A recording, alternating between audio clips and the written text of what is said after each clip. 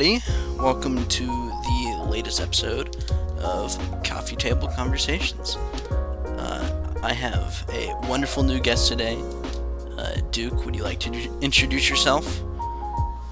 Hi, my name is Duke Satterwhite, or otherwise known as the Duke of Doom, at Professor of Evil, or Prof of Evil on Twitter. The legendary Superman aficionado of Twitter. The grumpy guy. Yes, the grumpy guy. The David Simon of Superman fans.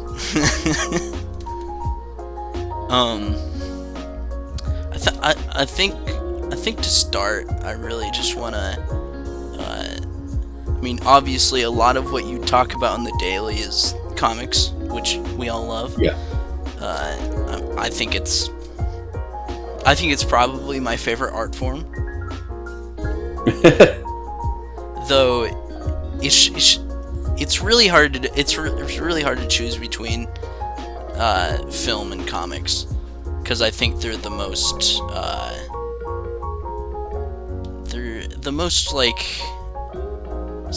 variety in both of those most variety, forms. Sometimes the most contentious. Oh, absolutely. And also they're both ultimately like marriages of so many different art forms all at once. Which it's just really interesting. Yeah, I always preferred when comics don't always, like, especially with superhero comics, it's not always just strictly superhero genre stuff. Like, you're allowed to kind of like mix things up a bit. I think modern comics have kind of, at least in the big two, have really forgotten that comic books aren't just superheroes. Which, like, I love superheroes. I mean, Of course I do, but I also love all of the different genres of stories that you can do in comics. Yeah. Like, yeah, no, it's like with the big two, they're like, these are superhero shaped comics. Yeah. And it's like one of my favorite comic book series is called Micronauts. Which was basically in like the 70s and 80s. Marvel decided to do a comic book series based off of this line of toys called the Micronauts. And I genuinely think it's one of the greatest things I've ever read. It's really weird. It's very Star Wars before it was like thought of. I mean, the toys were made before Star Wars even came out. But, like, you know, most people wouldn't talk about that. They'd talk about Spider-Man, or they'd talk about an Avengers comic or Fantastic Four. Spider-Man's still not married, and he's dating whatever, and this is the worst thing ever. It's like, yeah. The never-ending Twitter Spider-Man argument, which to Marvel, I'm just tired of it. Yeah, to Marvel, it's like, hey, they're still buying books. Yeah. So you must be doing something right. It's like, they don't have to tell a good story with Spider-Man, because people are still going to buy it anyways. Yeah, it's like Batman sometimes. Rage is higher sales than love. Oh, yeah. I mean, you know, that's why you have, like, such centralized events like, you know, the death of Superman, or Batman getting his back broken. And I forget which writer suggested this, and it's one of the worst things I ever heard of. Which some writer suggested a similar event for Wonder Woman, Miller. Which was so bad, and honestly, more people should be talking about how ridiculous it is for someone to suggest something like that. Yeah, go figure. It's Mark Miller. Yeah, I don't like Mark Miller as a writer or as a person. Yeah, it's kind of incidental. Like, oh, look at the company he keeps now. Like, yeah, no shit, he'd come up with that pitch for Wonder Woman. Yeah, and I mean, I just don't think he likes superheroes in general.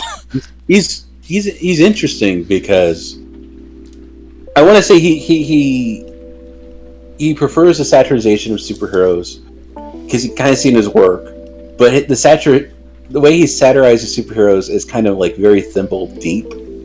Like I feel like the most he was able to extrapolate out of like a commentary on superheroes was the Ultimates, and your mileage may vary on whether or not that works or not. I liked the Ultimates back then because I was also a 13-year-old edgelord who was like this I want to see what like superheroes are like as like paramilitary guys. Now it's like it's fine, like it's more crass Miller humor that we're used to, and I do think he really tries way too hard to be like Alan Moore or something. Because like when you go from something like Watchmen, or I don't want to use The Killing Joke as an example because I have a lot of problems with that story.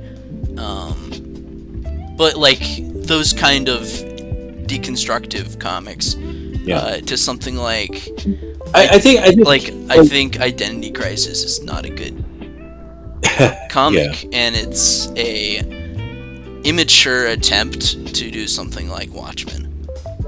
Yeah, Miller kind of rose me off as like, if Grant Morrison's too meta for you, and sometimes you just want to like swing for the 13-year-olds, you get Mark. Yeah, that's very accurate. and I think like the funny thing about like him and superheroes, and for like a lot of writers from the British wave, Mark Miller likes Superman a lot. Yeah, like he has a very kind of like very innocent regard for Superman, in like kind of like a revolutionary kind of like religious figure, and like a superhero, and like a father figure, and you see that in his Superman comics when he did the Adventures of Superman comics for the 90s cartoon. Yeah, which were really good, consistently good. Definitely. And so like I think he does have regard for superheroes. Definitely some superheroes more than others. Yeah, I think as he got older, a lot of his stuff tended to be very I want to deconstruct the genre, even though I didn't construct it in the first place. Yeah. Like I think that really is like the only way you can do those type of stories is if you understand what the foundation was in the first place to analyze the foundation. I think Saga of the Swamp Thing I personally think is the best thing I've ever read in terms of comics, and it's because and it's clearly deconstructive in a lot of ways, but that's because Alan Moore really understood how to do something like that. I think with like Alan Moore's Swamp Thing, it's like it begins very comicsy though, because it does. Like, everything is wrong. That's a lost art. The everything is wrong, because that sold a lot of comic books. Because it's like, this thing Superman, everything is wrong. What? What do you mean everything I know is wrong? I have to read. And then you read the story that recontextualizes the character, and with Swamp Thing, it made obviously it added a depth of new mythology for Swamp Thing. It kind of changed the dynamic a bit. Yeah, it completely turns itself on its head too. Turns itself on its head, tells riveting stories that encompasses so many genres, because that's the thing Alan Moore understands, and I love, is that like Alan Moore understands that like it's not just comics, it's not just the superhero stuff. You need a little bit more than that. You need a little bit more romance, a little bit of pornography, a little bit of horror, a little bit of commentary. It's everything. He also understands it's an art form. Like when you go further and further into Saga of the Swamp Thing, the art just goes a billion yards past Yeah. past most of what, you know, general comic audiences would be reading. Yeah. And it's also funny. Alan Moore is hilarious. Oh, it's really funny. Like Swamp Thing comes out of the bathtub drain, and Abby's like, "What are you doing?" "I come to visit you." "Put some newspapers down. You're gonna get the whole place messy." Like, that's Alan Moore to me. He's like a Swiss Army knife because he knows how to make all this stuff work and tell very compelling stories. And also, it doesn't come off as like nothing in that series ever comes off as like pretentious. Like, Alan Moore is just like flexing how good of a writer he is. Yeah, he's just doing character exploration. And none of it is like something you could do if you were in his place is be like, I'm going to be so much better than Len Wein's Swamp Thing, but he doesn't do that, which I really appreciate. Because he very much honors what came before, but he like elevates it on so many different levels. Yeah, and I think it's funny because to me he's not really like, he doesn't have that pretension of like, "Oh, I created this thing. That's going to be the next great McFarlane action figure, I tell you." Like, he's not doing that. Like it's not like DC Metal, where it's like, look at all these designs for McFarlane toys. They all have chains, Todd. Hint, hint. It's basically like, you know, it's like when they think they're the greatest thing since sliced bread. Alan Moore never really comes off as that. Yeah. Not that I'm saying like DC Metal has a pretension of like it's, you know, art or anything. Like, it's just fun schlock, and I respect that. I mean, like, in the case of death metal, I think not to act like it's, you know, the most brilliant thing ever created, but I do think a big part of that is a little satirical. Yeah. Of, you know, the 90s kind of style of comics. Yeah, it's like it's Scott Snyder and Greg just like completely going nuts and going like, they're just having fun. Yeah, here's zombie Sergeant Rock, you know, narrating to the troops, which are the audience, about what's going on. Like, I get it. I'm kind of lukewarm on it because it's like there's only so much Batman one can take. Yeah, I think some comics for me are like, you know, this is just pretty, you know. Yeah. Like, I'm just gonna read this because it looks good. Yeah. You know, sometimes some comics just need to look good and not have substance. Like, not too much substance, I mean. Right. Like, there are just some comics that I'm okay with that. Yeah. I mean, there are also some comics that are really pretty and utterly fantastic. Like Tradd Moore's Doctor Strange. Oh, absolutely. That was fantastic. And obviously, like, I went on a Tradd Moore kick and did Luther Strode, and I enjoyed the hell out of that.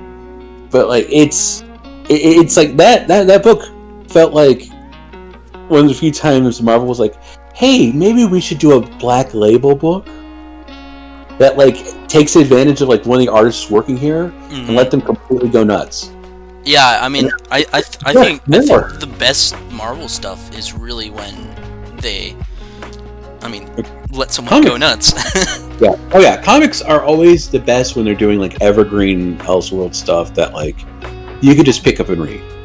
Yeah, and also I think for as disastrous as the so-called DC Comics implosion or whatever was, so much good stuff came from that. Yeah. Obviously it wasn't great at the time when everything imploded and a bunch of titles got canceled, but it was still a creative explosion before that. Right. And gave us a lot of really good series.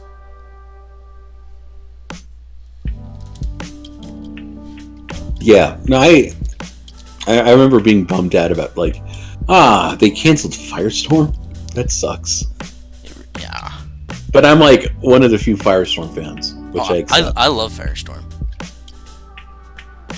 I think in the big gamble, between Firestorm and Killer Frost, it's like I can see why Killer Frost, appears more and is more used in other adaptations than Firestorm. But like, darn. I would really like to see someone just take like a Firestorm ongoing and just like run with it. Yeah. Like something almost like almost anthology style, like every issue. For some reason I'm thinking like something almost like Strange Adventures used to be. Yeah. Every issue kind of faces them with some kind of scientific problem. Yeah. Like developing over the series, and make it very character focused about the two of them's like friendship.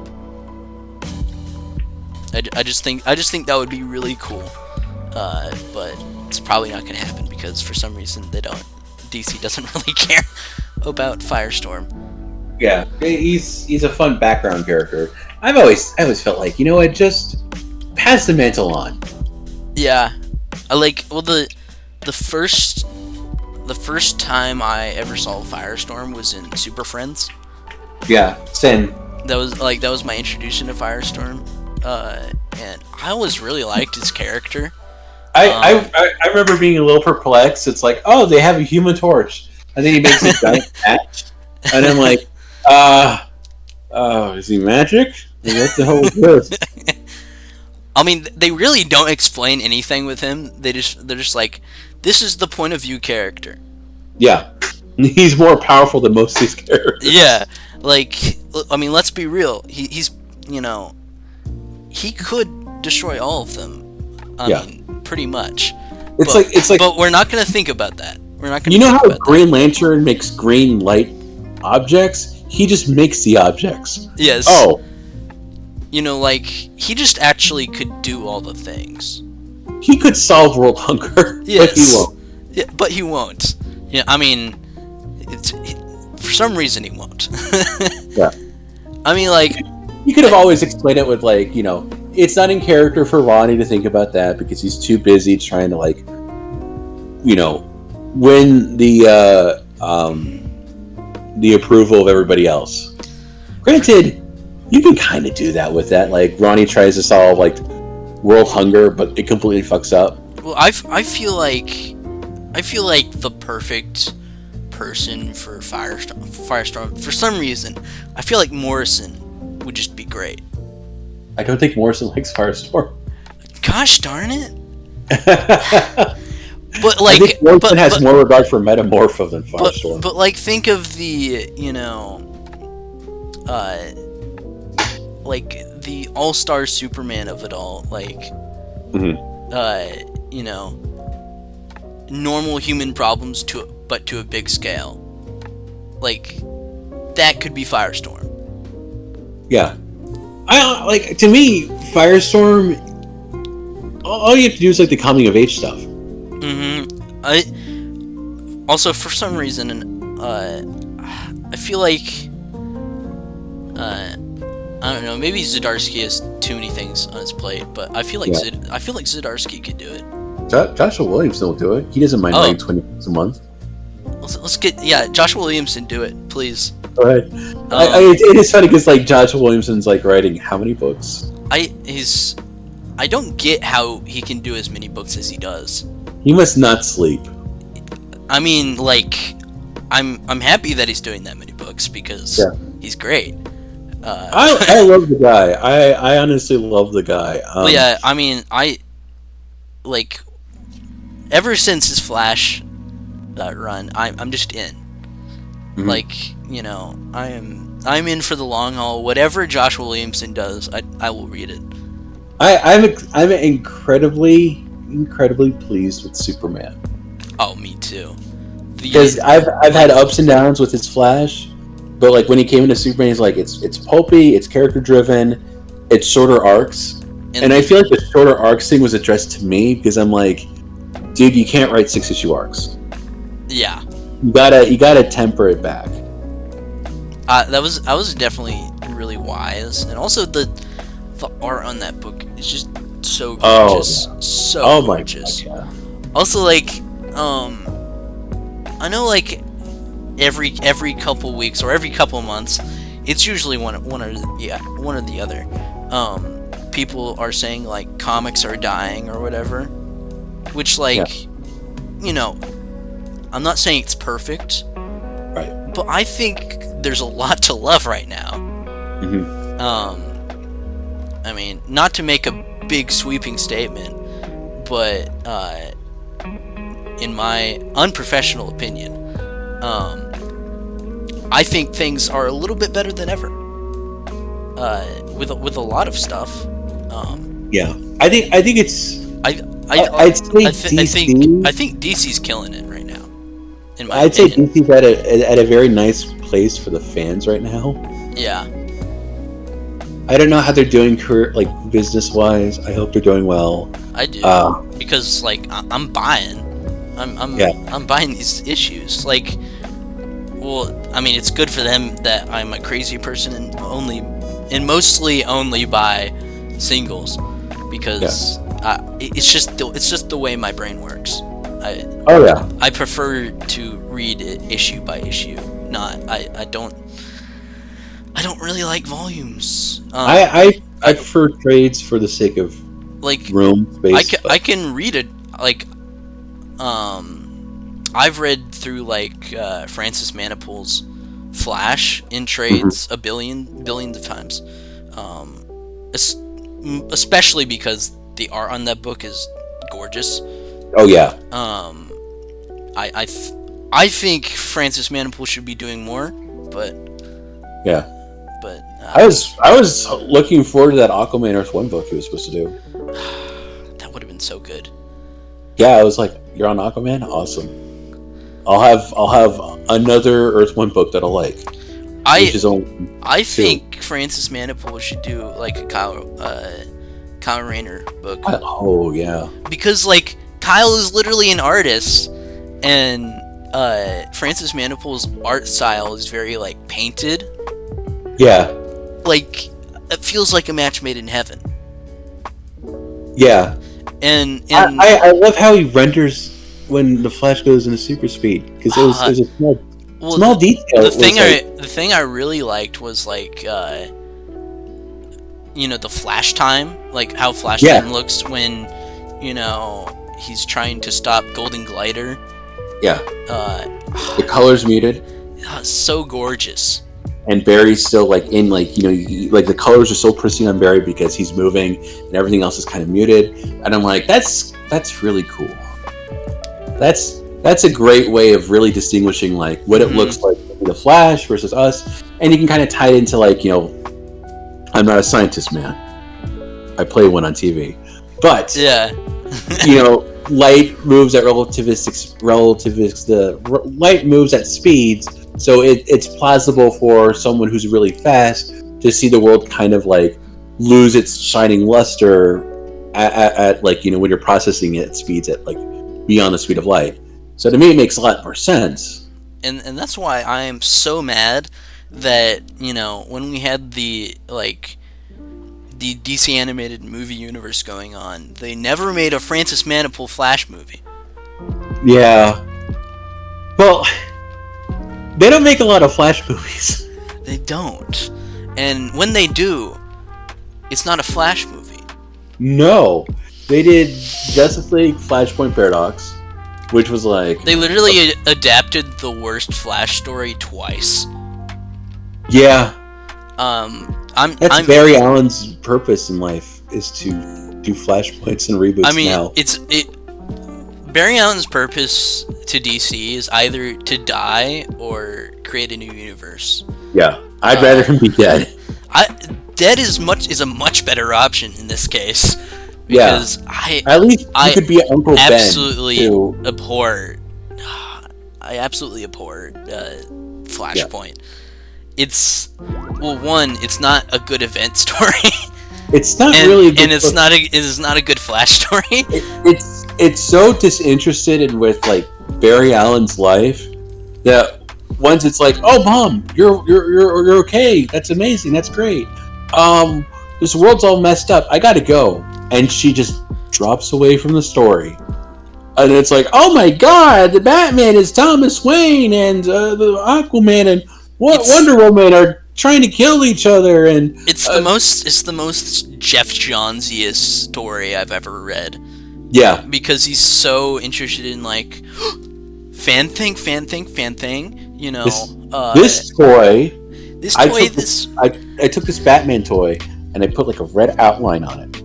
That's Thomas Wayne. It's so boring. This Aquaman, who looks like Jean-Claude Van Damme from fucking Street Fighter, I put him in red and blue, and this Wonder Woman cuts off heads. Like, all right, calm down. It's like, well, the two stories that I think define why Jeff Johns is just...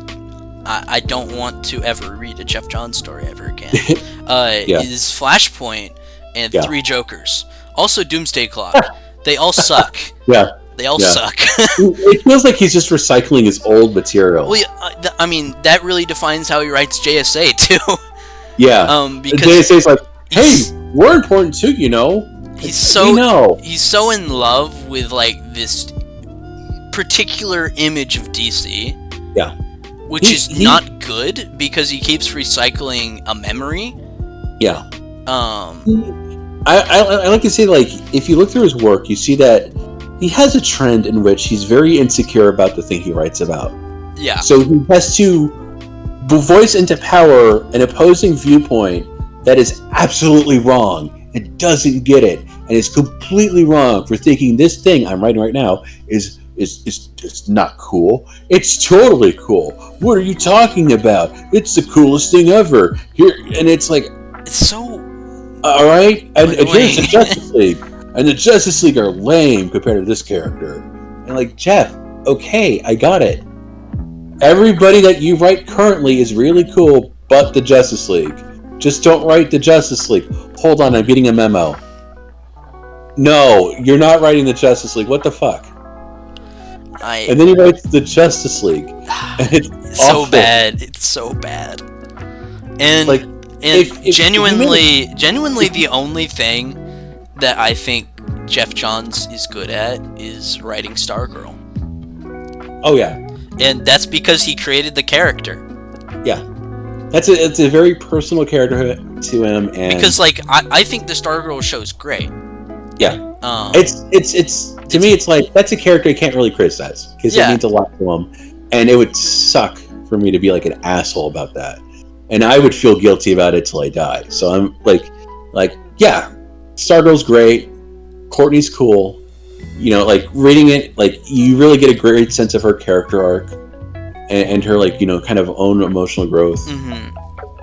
But then you had like the JSA stuff, and I think the JSA stuff's really cool, but it feels like, all right, we got to make the JSA really important now. They're super important now. Yeah, he's so obsessed with making everything he writes look like the most important story ever told. Yeah, and exactly. That's boring to me because comics are serialized. Yeah, which means it's not a movie. I remember on CBR, like when Flash Rebirth was happening, he was like talking about like how like I'm going to do to the Flash what he did for Green Lantern. If the Green Lantern was the god of space, the Flash is going to be the god of time. And I'm like, the god of space, the god of time. Calm down there, like fucking Michelangelo. Like he's taking two of the most grounded characters in terms of like emotional stakes. Yeah. And like, I mean, stories too. And trying to make them the most self-important characters ever. Yeah. And that doesn't work because, you know, what Barry Allen does in those original Silver Age comics, he just solves, you know, these little sci-fi problems in fun little ways. Yeah, And he's then, a fanboy. He's a fanboy detective. And yeah, and then you have Green Lantern, like Hal Jordan, who's he's a space cop. He's a space himbo. Yeah, like come on, we don't need anything more than that. The only thing bright on Hal Jordan is that ring. Yeah. But yeah, it's like why? It's like, this is the god of time. This is the god of space. This is my Sistine Chapel. And then when they did that short-lived Vibe thing because they were going to do the CW Flash, so like, we're going to put Vibe on the cast. We got to do a Vibe comic. He's like, I'm making Vibe the god of the multiverse. I swear. No, you're not. Like, Vibe is just not that. He's just a dude. He's a guy that. Who did he annoy? Was it George Perez? I think so. Yeah, he was just an annoying character. He was the wheelie of Justice League Detroit. Yeah. Which means, like, he's on the same level of, like, Snapper Carr. No. I won't let that happen to Snapper Carr, because Snapper Carr was in Tom Payer's Hour Man. That's true. It's true. Snapper Carr, who is a complete fuck up, and has invited who did he invite into the Justice League base? Was it Cheetah? I think it was Cheetah. Yeah, he's a mess. He's a screwed up person, but at least he has redeeming qualities. And Hour Man. It's true. Like, to me, Snapper Carr is like what's BoJack Horseman's like roommate friend, Todd? Oh yeah, Todd. It's Todd. That's who Snapper Carr is to me. Just this like.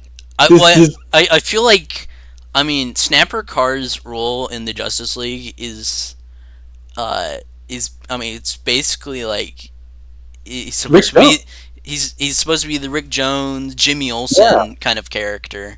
Yeah. Listen, readers really want to read a story in which the greatest heroes DC has to offer are sidekicks to this kid who won't stop snapping his finger as he like falls ass first into like Silver Age plots. Hey gang, we're on our way to the malt shop. Oh, groovy! There's a Hall of Mirrors. Oh no, I fell right in. Like, all right, we got to go save Snapper Carr again. He fell ass first into a Silver Age adventure. All right, come on. Who wants to do it this time? We're not in a rush or anything, because for all we know, if we don't bail him out now, he won't fall into another Silver Age adventure for another time. For another like 5 hours. For another week. Yeah. And we had him swallow a tracker, so we can tell if he's alive or not. And so far he's okay. Yeah, all right, Barry, Arthur, you're up. I kind of miss when stories were as stupid as that. Yeah, because in like modern comic books and modern comic book media, people are trying so hard to make these things as serious as possible. Oh yeah, it's always the biggest thing ever. Like, guys, these are grown-ups in tights. Yeah. Who fight villains called, okay, we have a villain who looks like a cheetah. Let's call her Cheetah. Yeah. Like, it's not supposed to be serious. It shouldn't be.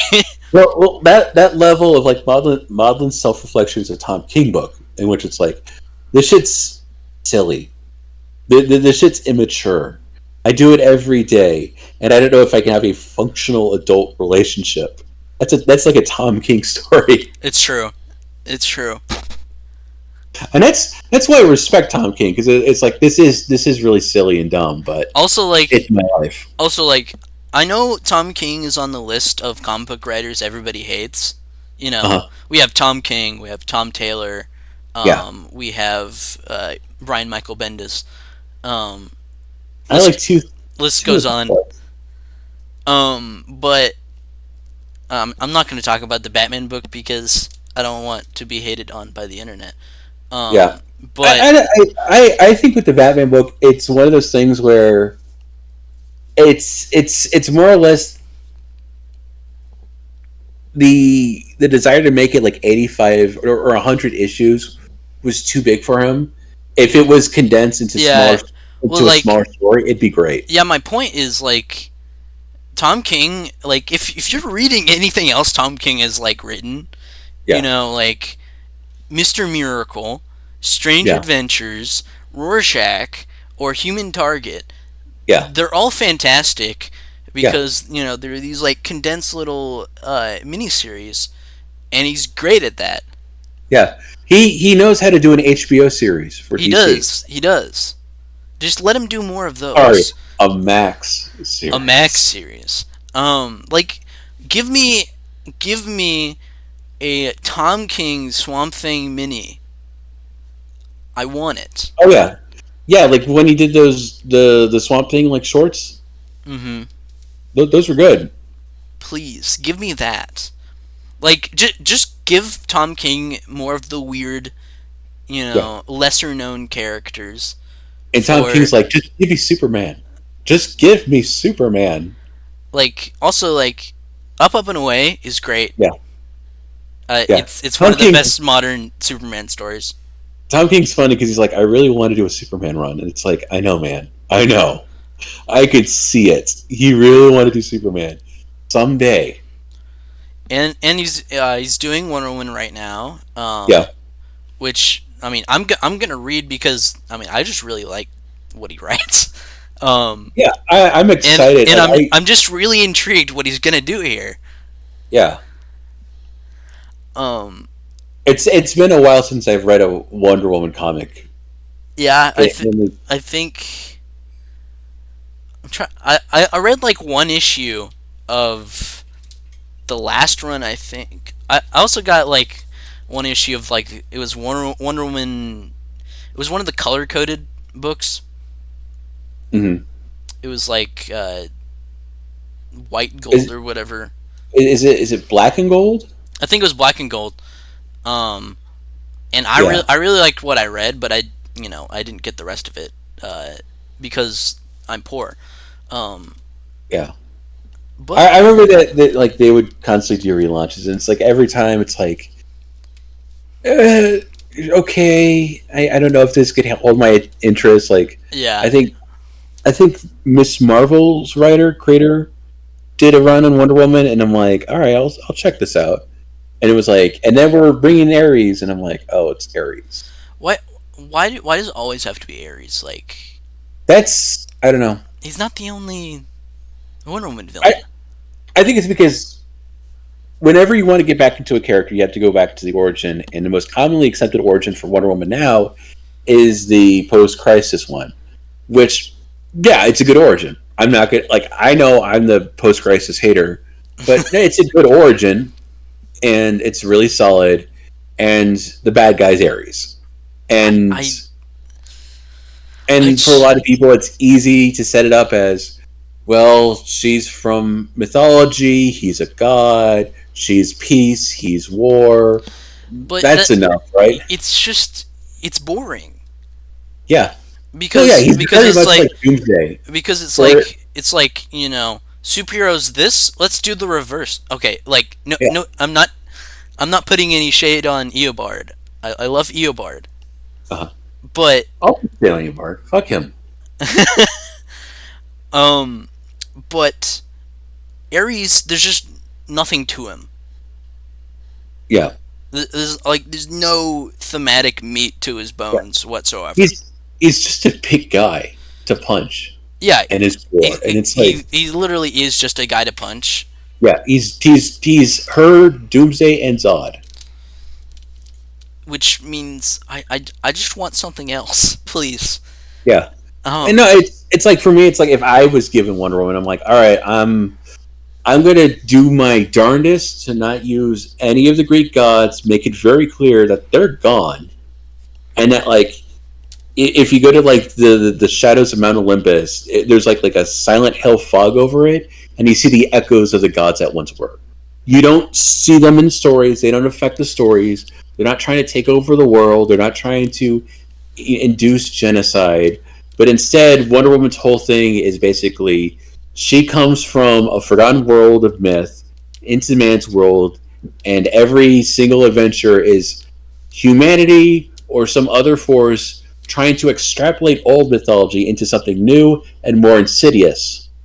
Like my idea for like a Wonder Woman like 80s movie, which is like, hyper capitalism versus Diana, would be Veronica Cale basically steals Daedalus's blueprints and creates an entire mall plaza out of Daedalus's blueprints. That would be awesome. Like a labyrinth that like constantly shifts around, but it's also a mall. I just think a lot of the people who they get to write Wonder Woman really don't get Wonder Woman. Yeah. Like, they just see her as like, oh, Greek goddess fights Greek gods. That's exactly. it. Yeah. And also, DC just doesn't care about Diana as much as Clark and Bruce. Yeah. That's just a fact. And Clark, it's like he's a good Kryptonian who's got to fight evil Kryptonian, and for a lot of people, that's how you make a Superman movie or a show. Yeah, because we've done Zod like 15 times. Yeah, we've done. He wasn't that interesting the first time. He wasn't. I mean, that's part of the reason when it comes to like the Chris Reeve movies, I prefer the first one. Because at least we have Gene Hackman having a fun time being, greedy capitalist guy. Yeah. Like, General Zod's like, I'm very powerful, and Jor-El was a mean person, and he sent me to space prison. Now I'll kill you, Kal-El. And it's like, all right. Do you guys have like any emotional connection? No. There's like nothing interesting about that. Yeah. He's just a mean guy who has the same powers. And hypothetically speaking, I don't know if this movie exists. Let's say you looked at Batman Begins and copy and pasted the basic format of Batman Begins and supplanted onto a Superman thing, right?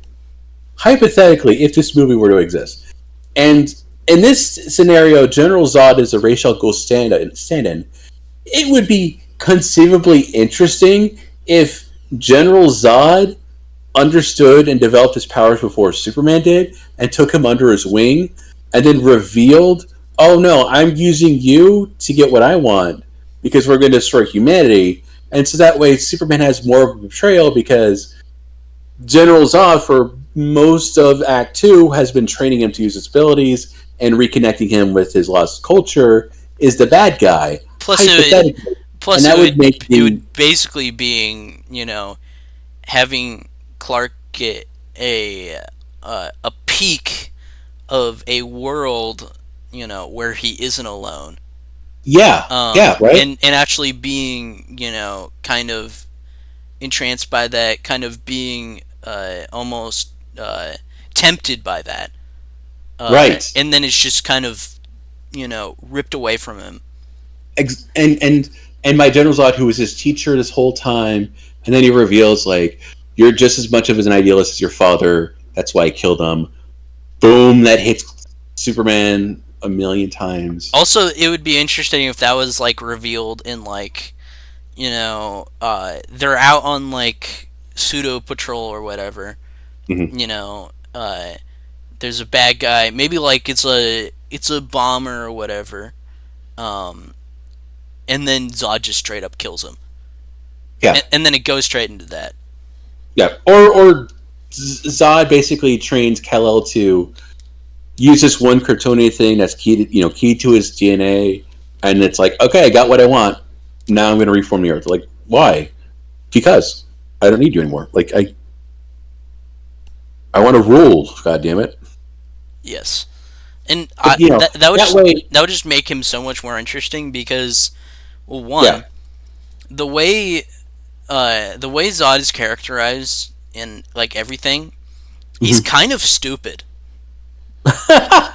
He's kind of stupid. He's kind of dumb. Yeah, because he's not really I mean, bro, like he would probably win if he didn't tell Superman his plans immediately. Oh yeah. He just expects Superman, who's lived on Earth for like 20 years, to be like, "Oh, cool, let's kill them all." Yeah.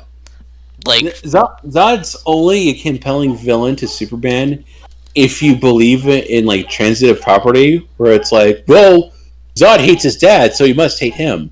But that doesn't work because it's like there's no like emotional connection there. There's no conflict. Yeah. Because to Superman, it's like, who the fuck is this guy?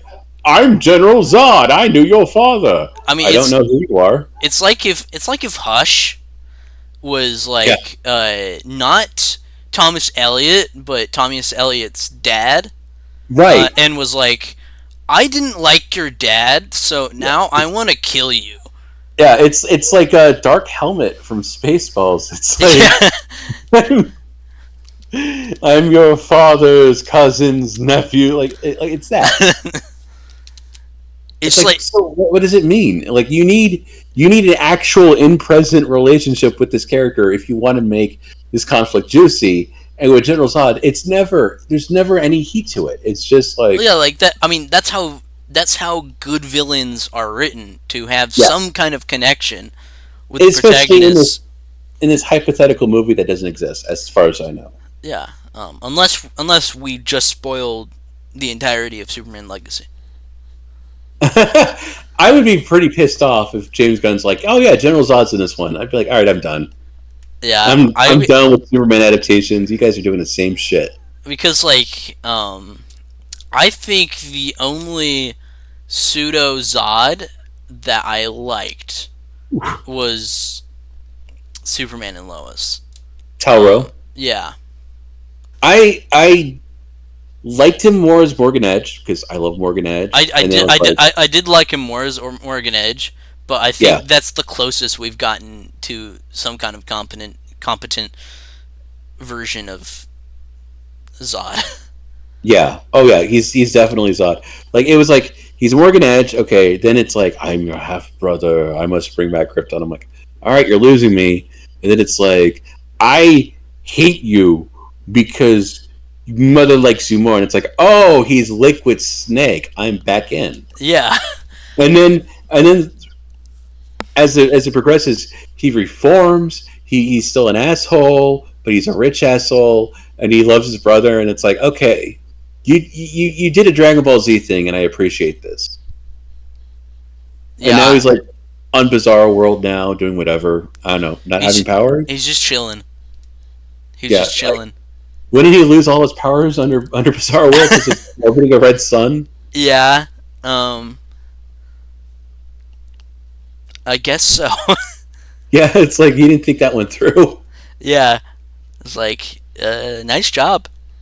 Yeah. Solid work. 10 out of 10. Hey, Bizarro Lana, I know we don't speak the same language, but do you want to go out with me? I don't know what you're saying. I'm sorry. Yeah, I mean, like, you gotta say things the opposite. Yeah. You gotta say it reversed. Yeah. So you have to like speak into a camcorder. Would you like to not go out with me? There you go. And I'd be like, what? Oh, shit. Let me record that. I'll grab the footage. I'll reverse it. I'll put it on a. Let's get it turned. Put it on my Morgan Edge camcorder that I developed back on my Earth. Let's get a which isn't my planet. Let's get a turntable real quick. A Bizarro World turntable. Yeah. Here, I'm gonna write it down. But reverse. Oh, I can't read backwards. Damn it. Now I honestly feel bad for him. Yeah, he's like, on? What does on mean? Then she writes down O-N, puts it up to a mirror. No. Oh. Well, now I'm powerless. Now I have no money. Now we need now I'm trapped here. Now we need the sitcom of this. Yeah. I genuinely want like an in-universe sitcom of him just I I trying would take trying to get a date on Bizarro World. I would take a whole ass sitcom of Tal Rowan Bizarro World, like you can call it like Lost in Translation or something, right? Yes. And it's just him just being like, I used to be this rich guy. I used to hate my brother who's Superman. I I used to hate humanity, but then I decided to be a hero, and that's kind of fun. And then I decided, oh well, you know what? On this earth, I was married to a hot lady, so I'm going to explore that. But they all speak a different language. I have no powers. I have no money. I have no car. I have no clothes. I'm stuck here. Just call it. And He's bizarre Talro. and I would take that over any more subplots involving the Cushings. Yes. Can we please have that? Like they just cut away to Bizarro World. Yeah, every time like one of the Cushings show up, the camera just spins around and we're on Bizarre World. We need to pitch this to DC. Yeah. Hey, you guys are cutting cutting a lot of money out of the show, right? Just here's our pitch. Yeah, here's our pitch to keep things interesting. Yeah. Which is at some point it's like, are they even going to do a season 4 of Superman and Lois? I don't know. Between the writer's strike and the actor strike, I feel like CW is just going to can it. Well, like this, I mean, the CW is, I mean, all of the shows are gone except for Superman and Lois. Yeah. I mean, like I thought between the two of them, they were going to keep Gotham Knights since that's cheaper. True. I think if we were like to not get a fourth season, just do like a mini movie. Yeah. Of like, I mean, honestly, you could probably only do Death of Superman. That's the thing. It's like we left off on the death of Superman again, and it's like, okay, well, we've seen this. Like oh, Superman's fighting Doomsday on the moon. Well, cool. I don't know. I'm kind of burned out on Death of Superman since we've seen it too many times. Death of Superman is like another flashpoint for me. Oh, same. Because I don't like the story. I find it very boring. Yeah. The only thing I respect about it is the fact that the guy who wrote it, that was his pitch when they couldn't think of any ideas the whole time. Yeah. Let's kill Superman. Hey, why don't we use this story with Doomsday, the greatest character of all time? Again, we're not using Doomsday. I'm just putting this on the table. Doomsday. Like, what's his thing? He's really strong. And he's got so interesting. He's got a lot of layers. For instance, there's the clothes, and then there's the not clothes. And that's two layers. He's basically a rock. Yeah, he's what if somebody took a Hulk figure and they glued a bunch of stalactites on it and called it a day? Yep. And he's gonna punch Superman really hard until he dies. While this is happening, this little brat in the background is like, my parents are breaking up. I'm so angry at the world. Oh no, Superman's dead. It's all my fault. Who gives a shit about you, kid? We don't care. We don't care. We don't care. And it's like, oh, well, sorry about that. Doomsday beat the crap out of the Justice League. No, Doomsday beat the crap out of the following characters. Yeah. Matrix Supergirl, Booster Gold, Blue Beetle, Fire and Ice, Bloodwind, and Guy Gardner.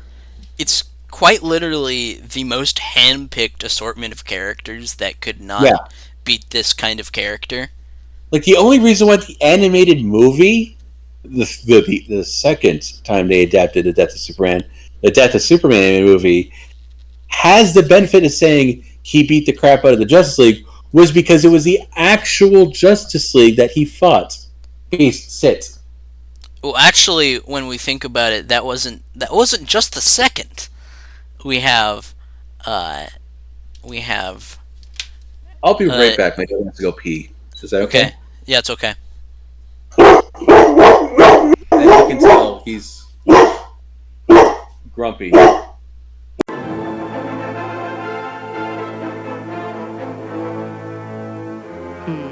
Almost got him.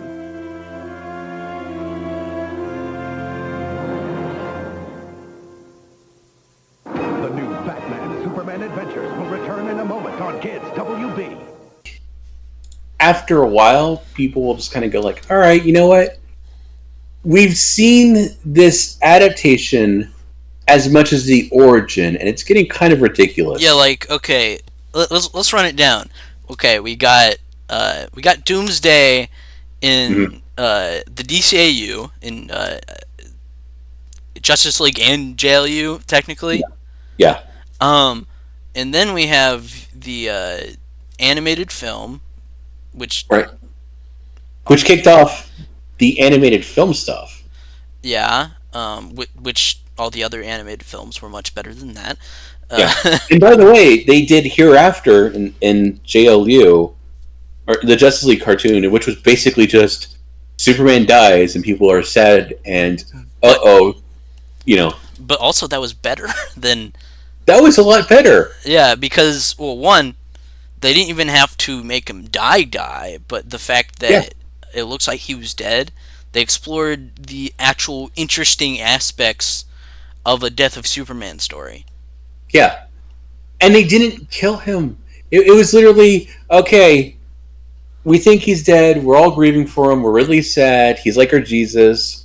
Who can fill in his place? Not you, Lobo. Get the hell out of here. Yeah. And then the next episode is Superman is in the future teaming up with Vandal Savage. Vandal Savage, as they're fighting like future monsters, and it's like, it's cool. Honestly, it's so much more cooler. Honestly, that would be much more interesting than to do in a movie. Yeah. Than he dead, then he not dead. Yeah. Like, you can do that in a movie and like have it be like the Legion of Superheroes, you know, like they took them, like, well, you were going to be disintegrated, but we managed to essentially grab all of your items and reconfigure it in our machine. So you're alive in the 31st century. We need your help. We are falling apart. We need Superman. That would be Superman helps them. So good. And they can be like, well, there was an event that happened at this point in your time where you weren't there, and that's why everything goes to shit. So Superman goes back in time and he prevents that thing, and thus institutes a better tomorrow for the Legion of Superheroes and solidifies his place as the world's greatest hero. I also think something really interesting that could be explored there is what happens to Bruce without a Superman, without Clark Kent in his life.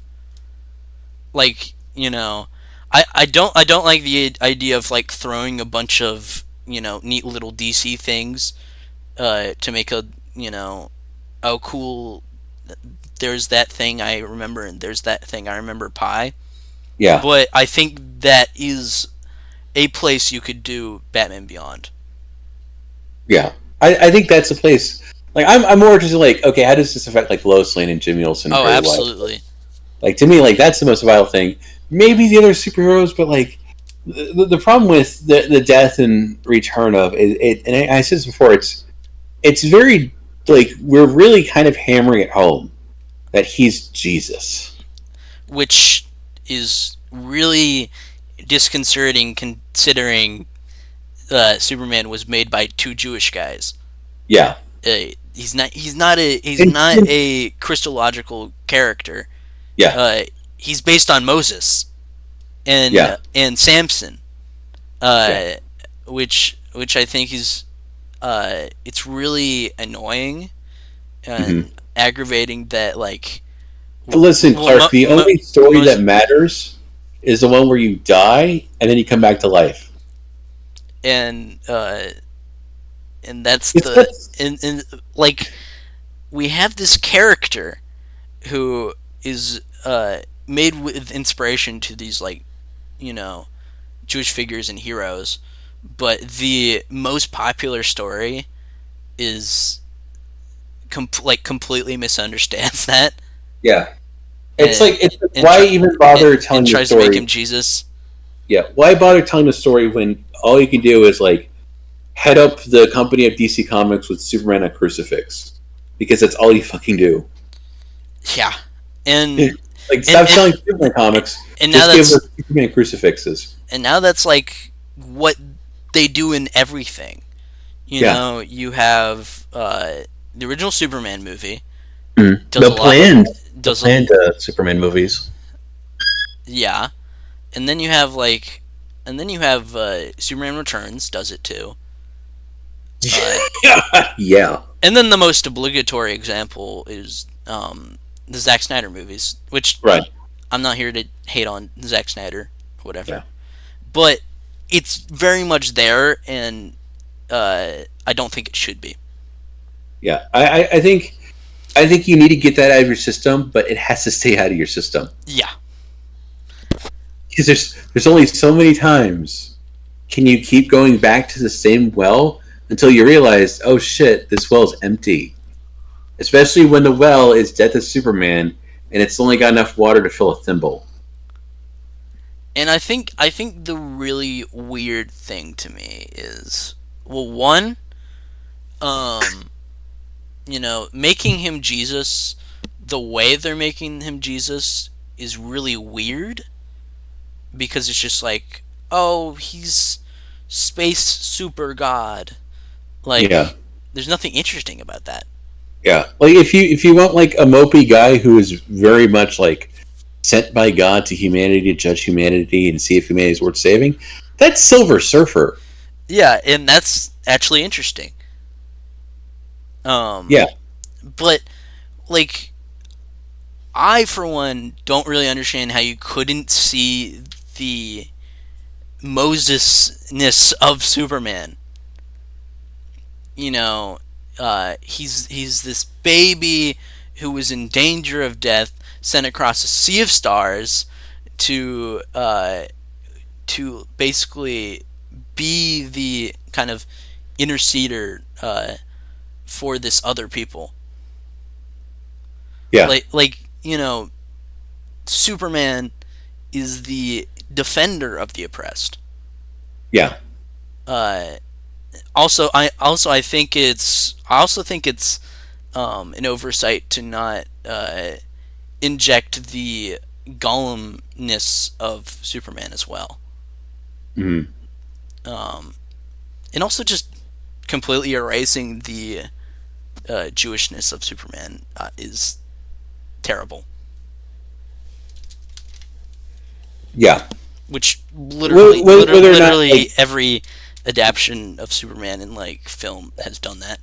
Which, like it's a separate conversation, because I know there is some like, like is he actually Jewish? Is he like metaphorically Jewish?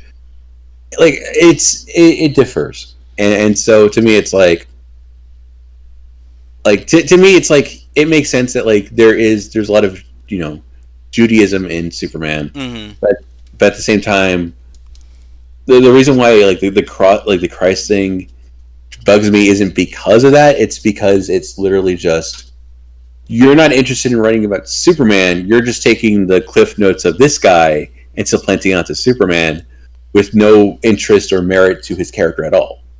Yeah, and the whole, making Superman a god isn't interesting because that's not what Superman is. He's not this almighty being who is standing above all us humans.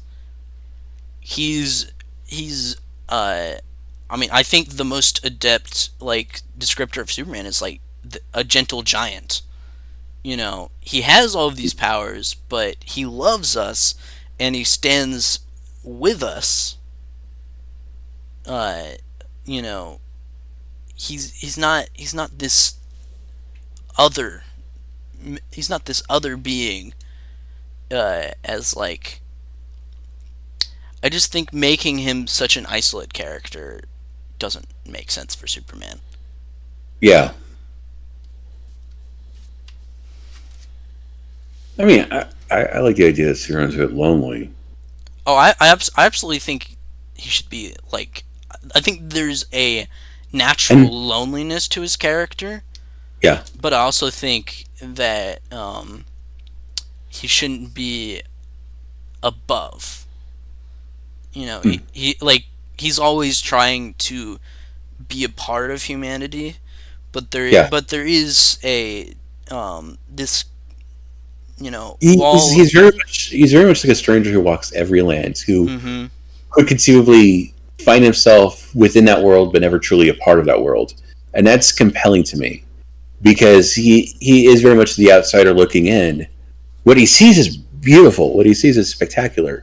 He doesn't see just the bigger picture. He sees the smaller picture. He sees the little guy. He sees everybody in it and how it all fits together. And he is not naive to the faults of the world or Yeah, the I mean, corruption. he's not just this guy who looks at all of the stuff in the world and smiles and says, "I fight for truth, justice, and the American way."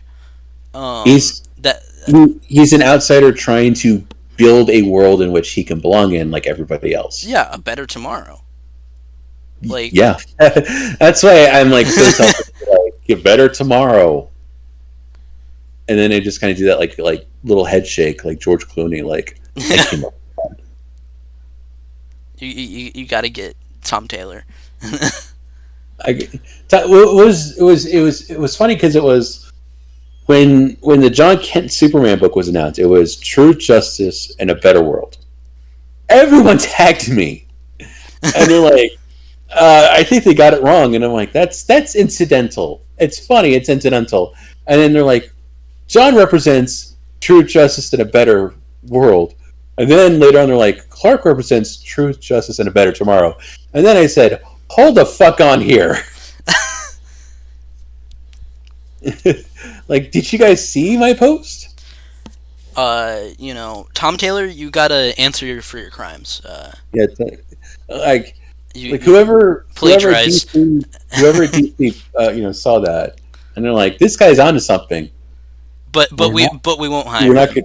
We're not going to acknowledge that he said it though, because he put that out there into the forum. He knew what he was doing. Fair enough. I knew what I was doing putting that out into the forum. It was unsolicited. It was unsolicited. I didn't copyright it. Granted, if I tried to copyright it, DC would sue me harder than National Comics sued Wiz Comics. So no, I'm not going to go through that battle. Yeah, all you would get is be in the history books of another. Yeah. And they already dropped it anyways, and it's like, darn. I liked it when he was saying truth, justice, and a better tomorrow. Yeah. And it's like, oh, he's saying it's American way again. It's like, yeah, okay.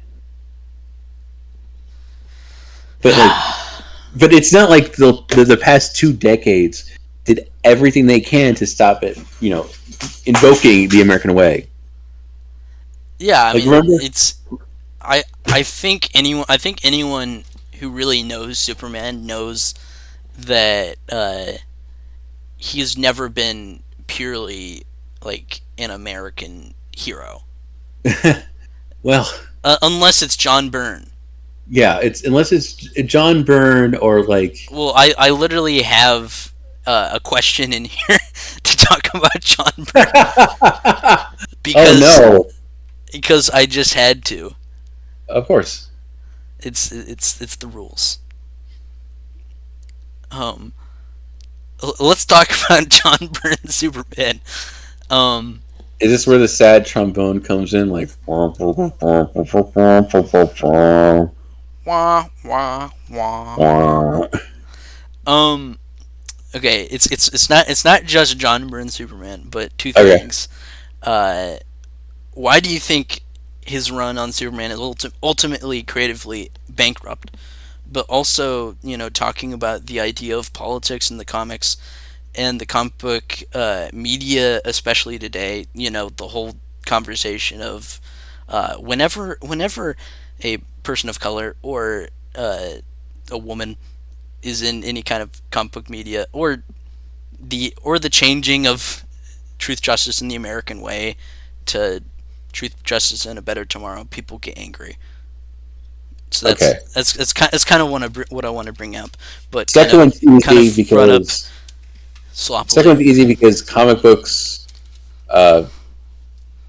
like every fandom, every genre, every medium is going to have, you know, the undercurrent of reactionary bigots, no matter what. Yeah. They're always going to show up.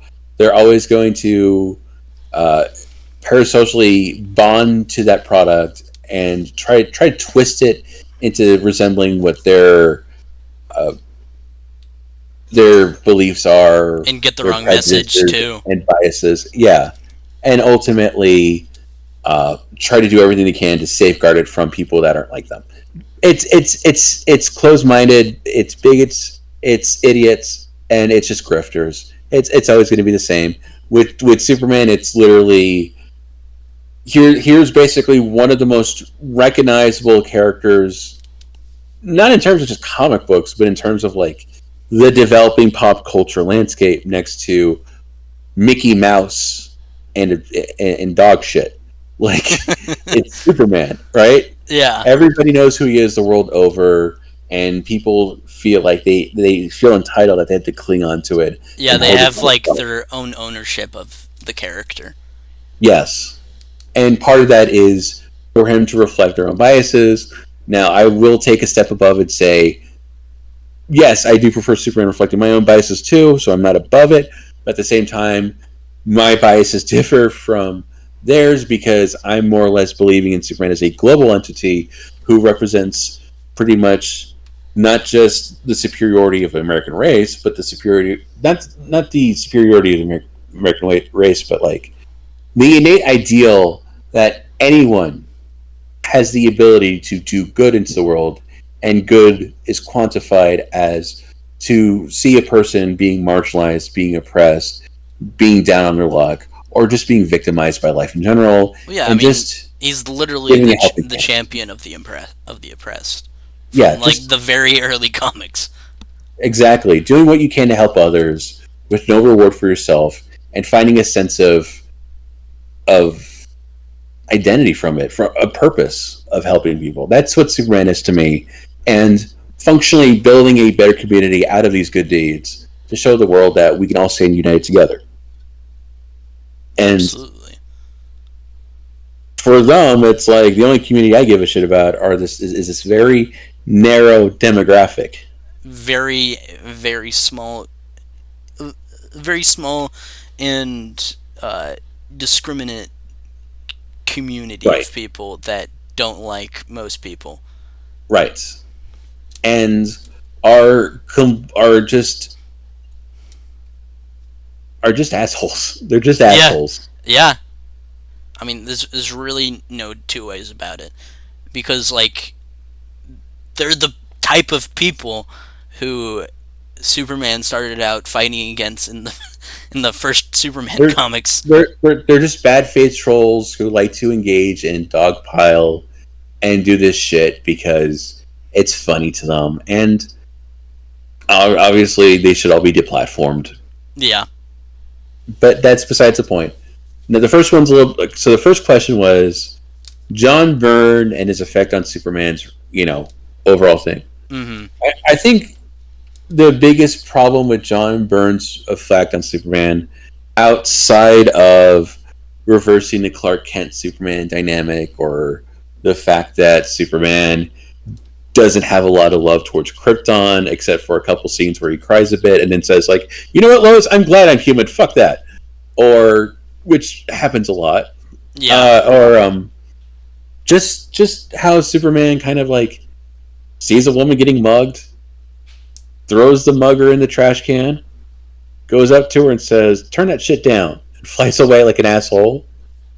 I think the inherent problem is that John Byrne sold a lot of people on a lie. Yeah. A massive, fundamental lie. And everybody has been repeating this lie for the past...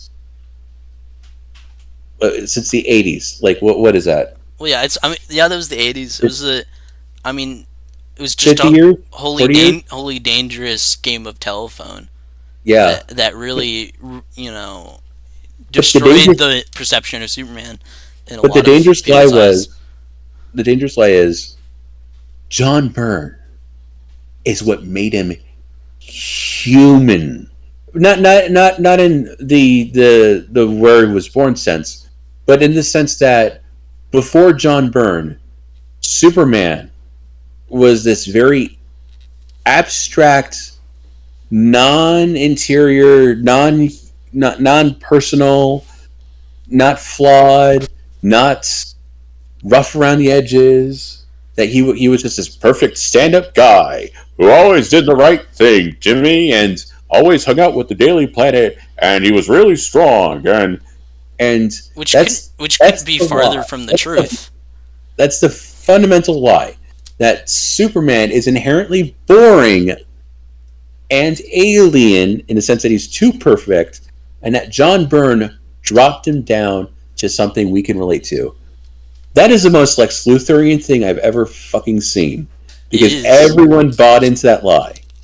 Because the truth is, if you've read the comics in the Silver Age, if you read the comics in the Golden Age, if you read the comics in the Bronze Age, Superman, who identifies as Superman, who acknowledges that his human persona is a mask, but is also a part of him, was not unhuman. He was not a non-person.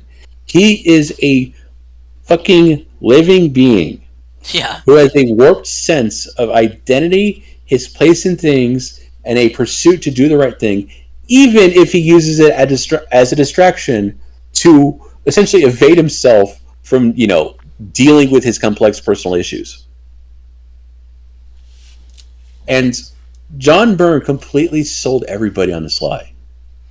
He made it. And it's replicated itself so much that some people don't even recognize that it came from there. It's why every adaptation, every reboot, every relaunch is like, we need to make Superman more like us. Relatable. Less powerful, more relatable. Like, man grew up on a farm in some instances. Man had parents and lost his parents. Man has a job. Man has a dog. Man has 2 jobs that he is always struggling, and he has a complicated sense of who he is, how the world sees himself, how he sees himself as. Yeah, he struggles with identity, like we all do. Yeah. And like every time you're like this is it. This is the one that makes Superman human, and it's like, shut up. You just shut the fuck up. Don't get the character if you didn't realize that he was human all along. We depleted his powers to make him more like us. Like, shut the fuck up. Like, it's just listen to Grant Morrison.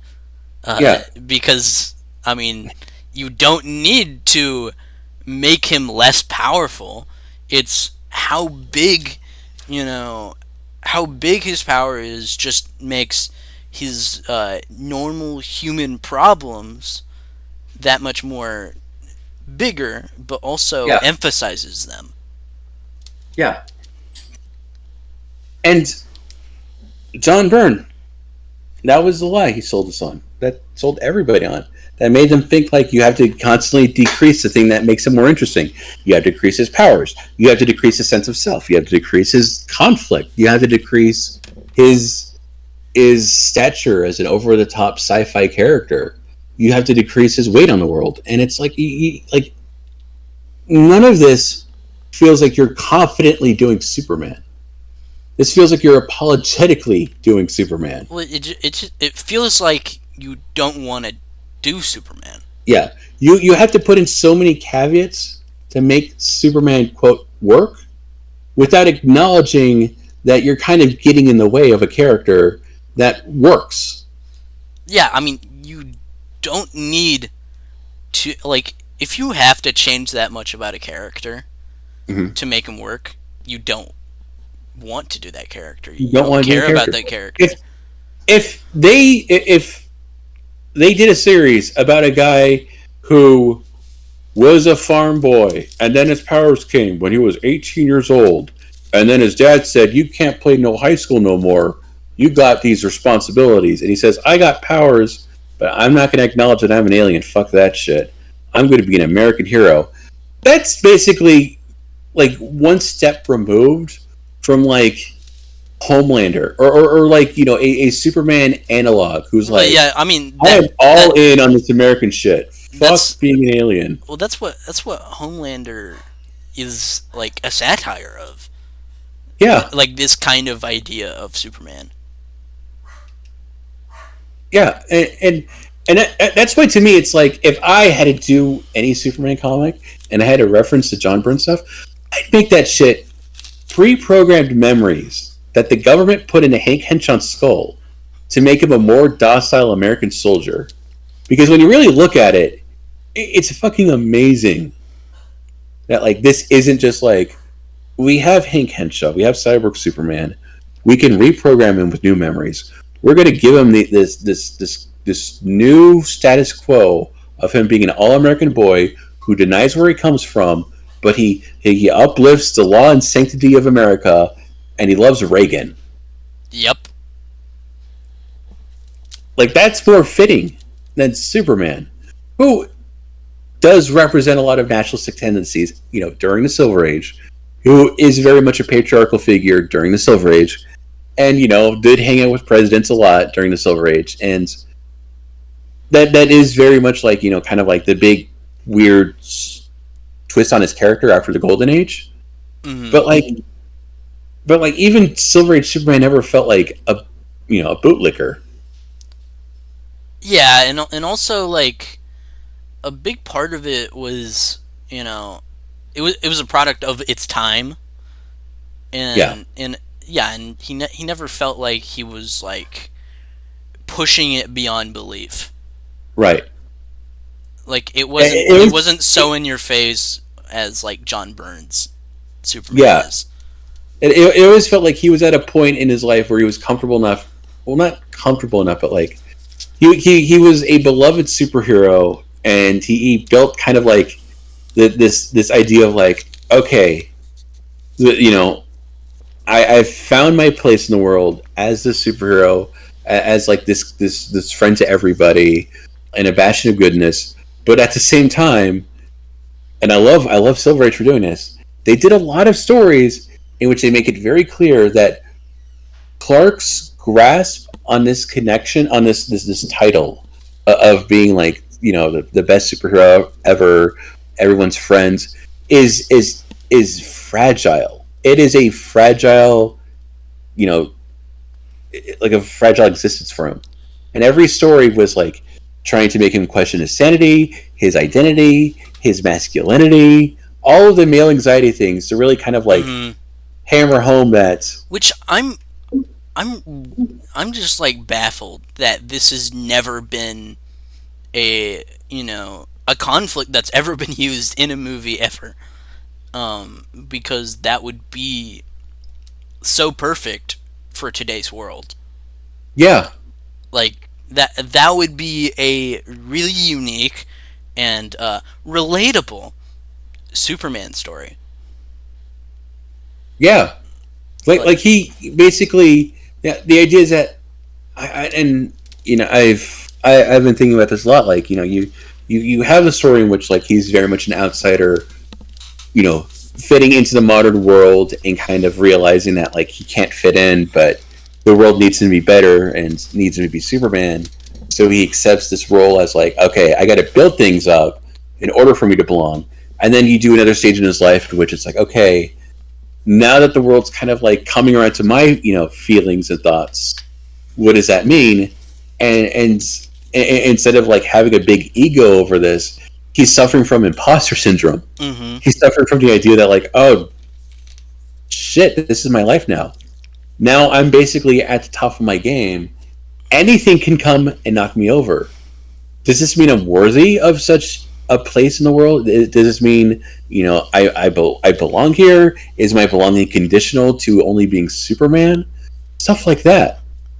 I think that's what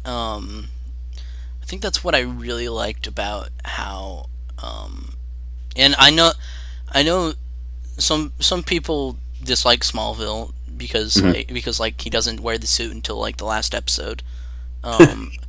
But I think what that show really got was the anxiety around being this alien from another planet and having the conflict between identities. Yeah. And the fact that and it's also really balanced really well, because it's not like he hates being this hero all the time. Yeah. But there's a lot of anxieties that come from that, and that's what makes him so human. This this conflict between am I Superman, am I Clark Kent, or am I this clumsy guy? Because it's almost like he has three identities. Because I mean, Superman is a very it's the stories are very much built around his like social circle, right? And how he relates to the people around him. How Clark Kent relates to all the people at the Daily Planet, how he relates to the people in Smallville, how he relates to the love of his life, his best friend, how Superman relates to the people in Metropolis. Yeah, and I think that aspect has been like a very core of it. It's very much like how Clark relates to Superman and how Superman relates to Clark. Yeah, and that conflict. I think, and that's juicy. I think the adaptation. I always call it adaptation. It's I should probably say adaptation, but I don't know. That's just a thing I say. I mess up all the words I say, so you're fine, dude. Me too. I think the adaptation or adaptation, whatever, that it gets this the most right recently is My Adventures with Superman. Yes. Absolutely. I love this show to death. I just watched the new episode today, which somehow each episode gets even better than the last.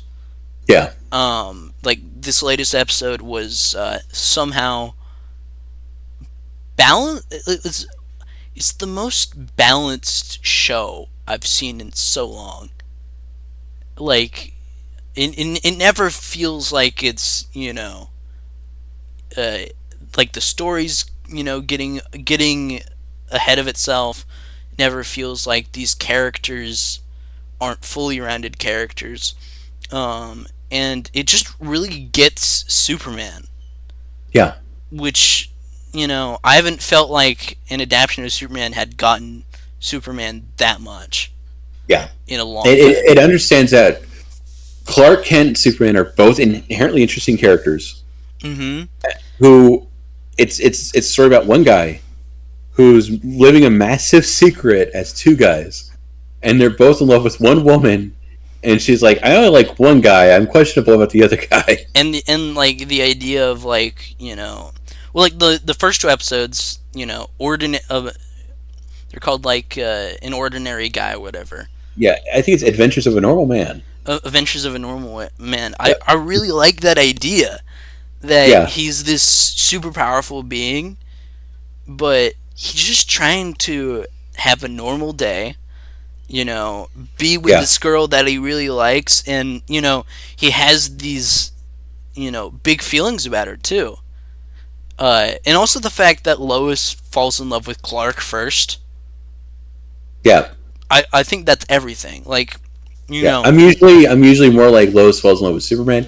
In this scenario, I'm totally cool with it because they play it out very well. Yeah, I think the two shows that do that so well are Smallville and this show.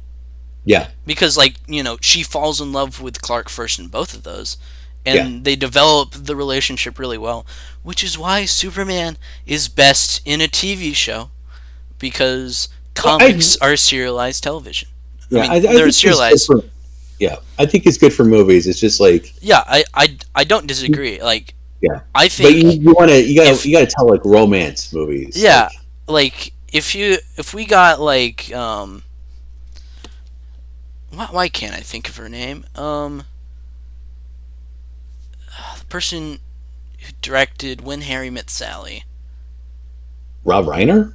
No. No, I'm thinking of a screenwriter. Sorry. She wrote a lot of those 80s rom-coms. I'll Google this for you. Please. Nora Ephron. Yeah, like Nora Ephron, I feel like would have wrote a good Superman movie. Yeah. Which is a really weird thing to say, but like. No, I agree. I've rewatching When Harry Met Sally. It's like, yeah, this is kind of the vibe I want for like Lois and Clark, where it's like they don't like each other at first. They're rivals, and then through circumstance, they become really good friends. And it becomes romantic, and it's like, yeah, like you either have to have someone who does a really good rom-com or someone who does a really good like buddy cop movie. Yeah. Which is kind of funny. Like, I wish Richard Donner got another crack at like another Superman movie, because imagine if he did that. Yeah. I would have loved the Cary Bates Superman 5 script to be be a movie. I wish we got the most perfect storm of a Christopher Reeve Superman movie. Mm-hmm. Which I still love, the Christopher Reeve Superman movies. I just think we never got the peak of what we could have gotten. Yeah. I think with like Donner was like he really wanted to do. I don't know if Donner wanted to do like a bunch of movies, but like I feel like Donner only had like 3 movies in mind, maybe just 3, and they're like, we can make every movie. We can keep making movies. This is like James Bond, where every 3 years we'll make a new Superman movie, and it's like, no, I don't. No, poor. That did not work out for them. That just considering how the Marvel machine works, that's not working for a lot of actors either. Where it's like, I get to have 3 movies to myself, 3 team-up movies, 3 appearances. Can I, get any kind of other work? No. Also, the really weird thing about the whole Marvel machine is that, they keep making an overabundance of movies and TV shows, and people don't like that, and they don't understand why people don't like that. Yeah. And then there's just the fact of the ongoing push and pull of the fans and the people who are making them, because I don't know about you, but I think there have been good things that have happened post Endgame, but they're usually not given as much attention as the other stuff. Yeah, that is more poppy. Werewolf by Midnight, which was one of the best things they've done recently. Say it again. Werewolf by Midnight. I think that's one of the best things Marvel's done. Period. Yeah. Also, give Michael Giacchino another. Give him a movie, please. Just let him, if he wants to do more Werewolf by Midnights, let him. Let him go wild, please. I like the idea that here is a 15-minute long movie, mini movie. Just minimal sets, minimal world stuff. No multiverse crap. I kind of want him to do this is my dream Michael Giacchino project. Let him do a DCU Batman Monster Men really? Short film in black and white. Okay. I want it so much. Yeah. Hugo Strange is finally I get to do my story. I don't know why Hugo Strange sounds like Arnold Schwarzenegger, but that was decently accurate. At least to Arkham Hugo Strange. Yeah. He always sounds kind of German.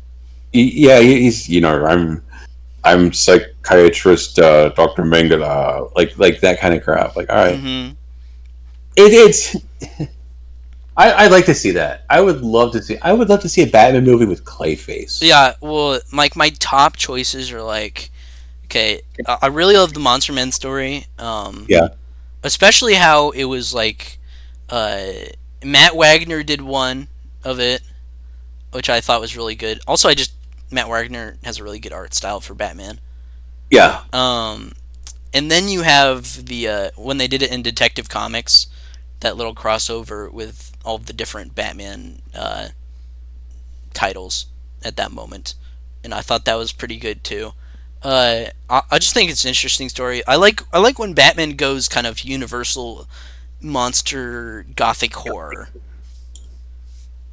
Yeah, me too. Like you know, like do a Clayface kind of horror movie. I think it's disappointing we haven't gotten a Batman movie that's just straight up a horror movie. Yeah. I like. So I'm in two camps about Batman.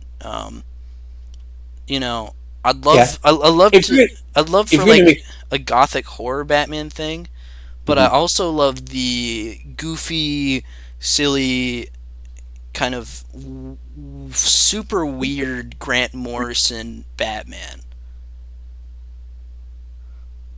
Yeah. I think like with Batman, it's like if you're going to make a lot of Batman movies through two universes, you had to do something to kind of differentiate them. Yeah, like the way I would do it is, I do think it's a little weird that they're bringing in Damian immediately, but I'm cool with it that we're gonna have a fully formed Bat family. Yeah. I just want. It is called Brave and the Bold, so that makes me a little happy. I want Batman Brave and the Bold, the show, as movies. That kind of thing. Like, I want that kind of Batman, you know?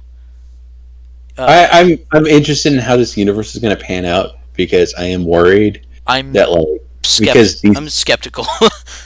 Because DC movies have so many regime changes. Yeah.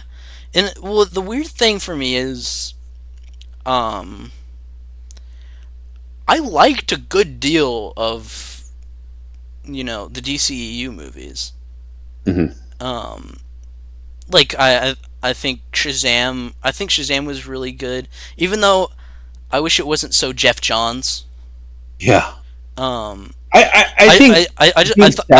thought the directing was really good, and I thought saddled with the Jeff Johns thing, I thought I was going to hate it, but because it's like, okay, we can't use Black Adam, which thankfully they didn't use Black Adam. Granted, at the cost of Savannah being just Black Adam, anyways. What they did better than the Jeff Johns comic was have Billy come to a sense of closure by the second act, and actually deal with his mom and deal with his abandonment issues, and grow as a person. Also, the writing and directing for Shazam was just perfect. Yeah. And it was really good too because it was a smaller scope superhero film. Yeah, that's what I really appreciated. I like when superhero movies are just smaller. Yeah. We get a more intimate look at these characters, which is also why I love the Aquaman movie. I feel like Aquaman was big. It was big in scale, but it felt pretty intimate when it came to like the story. Yeah, I think like the Sam Raimi Spider-Man movies, were really good because they were all character focused. Well, yeah, people were talking about, how Sam Raimi should do like the Batman movie. Yeah. I think he'd kill it. I think he'd be great for it. I mean, come on, he did Darkman as like, come on. Yeah, he did Darkman with Liam Neeson. Yeah. He's like, I want to do Batman. Do it, dude. Yes. I mean, like, people even said he could do, like, some Danny O'Neill, like, Ra's al Ghul kind of stuff. Yeah. Just, make Ra's al Ghul actually Ra's al Ghul. And not Duquesne. Yeah. Not just some white guy. Not just a white dude, which was always kind of... Like I have the the whole original Ra's al Ghul story in like a little big comic, like one big comic when they didn't do like volumes, but it was just a giant book. And I love that story because I really loved the idea of like the gallivanting detective Batman.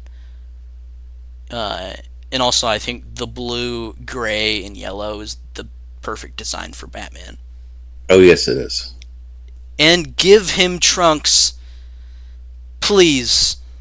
I'm sorry, I'm one of those nerds who wants trunks, but color-wise, it just makes sense. I think with Batman, I'm okay without the trunks because I think it can work without the trunks, but I really like trunks. Because I always preferred Gohan myself, but it just breaks up the colors for me. Yeah, with Batman, it's like the Ben Affleck suit. I was like, all right, you guys got it. You guys got a really good Batman costume. Oh yeah, absolutely works there. And you don't need the trunks because the belt's thick enough that it breaks up. Yeah, a lot of it. And like I was kind of hoping that we would get more of that suit, but then like Justice League, he gets a more armored suit, and I'm like, oh. Also, the way he, I don't know if you noticed this too, but the difference between BVS and Justice League, for me, is like really the way he moves. Yeah. He feels like he just can't move in Justice League. He feels really slow. Mm-hmm. Also, he just starts using guns again immediately. But let's not talk about that. Like man the blaster and start shooting it. It was like I had my redemptive arc. Now let's go shoot some aliens. I remember watching Zack Snyder's Justice League, and it gets to a point where like it's a scene introducing Wonder Woman, and she's like taking care of the terrorists, and I'm like, you know what, this is just the Authority, and I completely rolled with all the deaths. Yeah, like okay, it's the Authority for me. All right, like she kills that guy, she kills that guy, she kills that guy, she blows up a section of the building, even though like she was supposed to stop a bomb. Oh, also it was in front of a bunch of kids. And a bunch of kids who traumatized are traumatized, who are probably like, well, they're already traumatized as it is, so yeah. But like I think it is funny that they kept in like, she bangs her what are they, the manacles, the bracelets together, and she creates this big shockwave, and it just completely destroys the face of a building. That just felt kind of unnecessary. I'm like, you're trying to stop a bomb. You're trying to like cause less damage, right? Yeah, like he just had a gun. He had a gun that you could bounce with your bracelets, Diana. Like she got the bomb out of there. And then she came back, and then she decided to like obliterate this guy real quick. Flip a rock at the guy. Yeah, like just punch him. Punch him. You're fast. You're as fast, maybe if not faster than the bullets. I mean, you've literally blocked the bullets with your gauntlets or whatever. But yeah, catch whatever bullet flies out of his gun with your teeth and then punch him. There are so many better ways to diffuse that situation. Yeah. Which again, it's like the Authority. Got it. Yeah. They blow up shit all the time.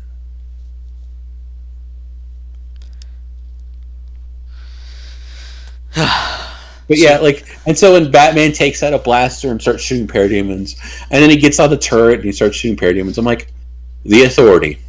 Yep. And I'm like, all right, I'm still in. Yeah, it's like the way I feel about it is like, I mean, I enjoy watching that movie. Oh yeah, no, like I'm pretty cold on, like the other two Zack Snyder films.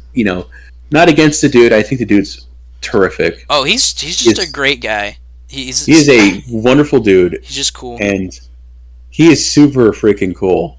And I think like the internet is unfair to him, and I know I was an asshole too, so I'm not one to talk, and every day I have to make sure to like never do that, like never be an asshole, because Zack Snyder's a guy.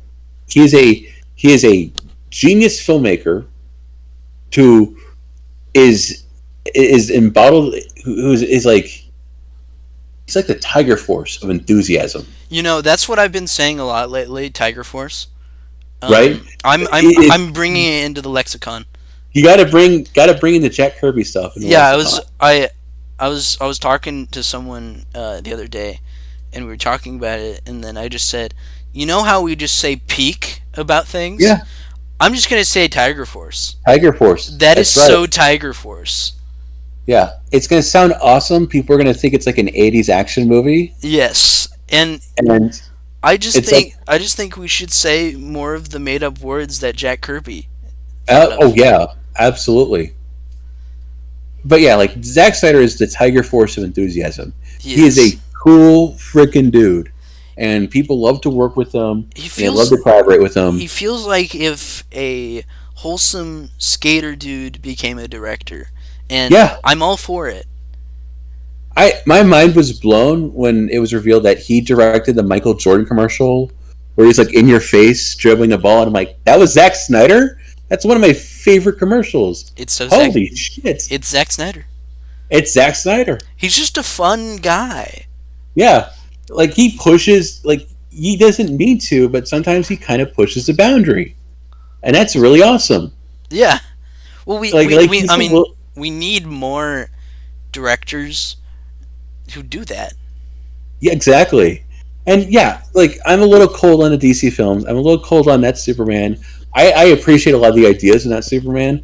I think a lot of ideas in Man of Steel I adore. I adore the fact that Clark is disability coded. I adore, he has absolutely overwhelming sensory problems. I adore the loneliness. I adore the scene where he's like all the stuff like in the first half of him like it's first really experiencing his powers, absolutely perfect. Like how it's almost like a horror movie when he's hearing everything. Like I think that's one of the coolest things in a superhero movie. Yeah, and I think it's very in the way it's very kind of like a Steven Spielberg Amblin film. Mm-hmm. Yeah, and I appreciate that. And if Man of Steel didn't have General Zod showing up, and it was just this guy who was very motivated to figure out who he was, and then he gets the costume, but he doesn't have all the answers, and he gets basically if it was My Adventures with Superman. Yeah, directed by Zack Snyder. I would have loved the film. Yes, I mean basically when you get down to it, it just needed another writer. Yeah, to kind of I work out the kinks.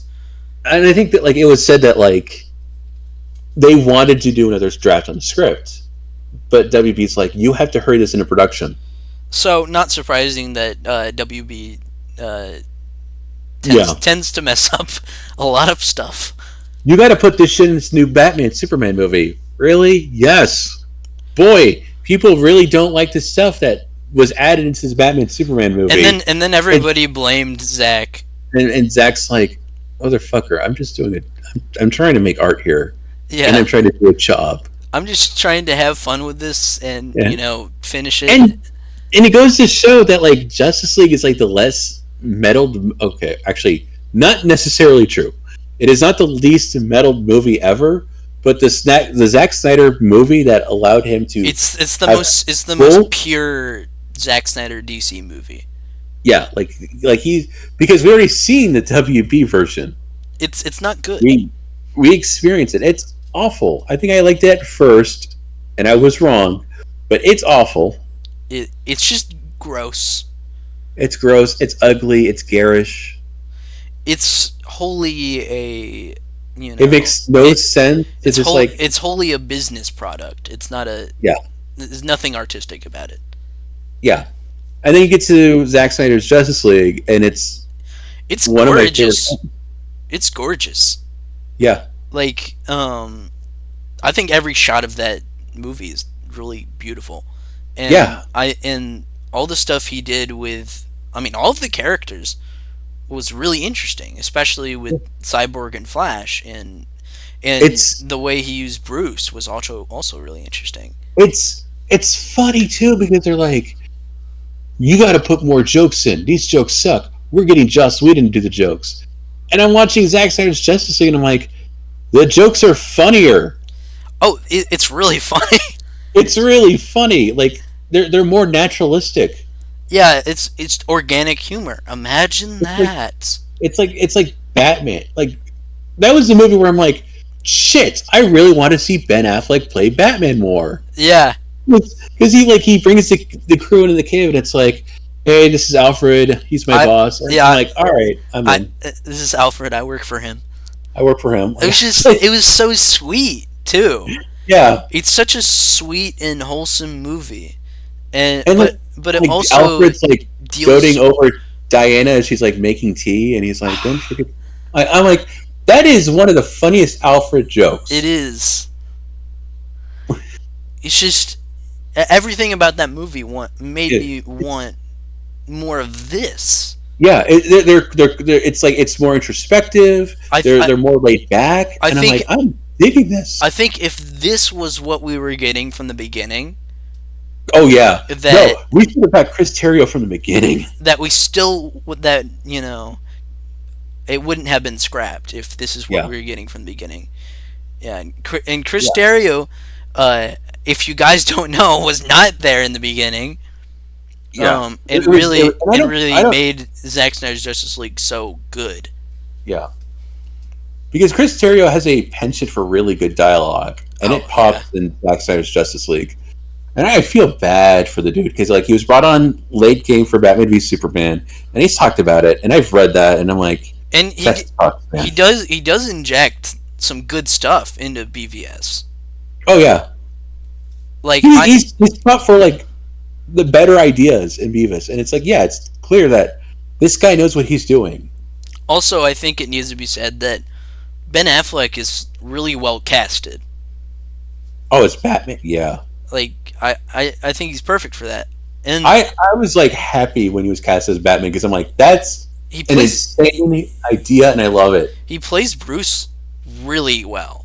Like, really? And remember Batman?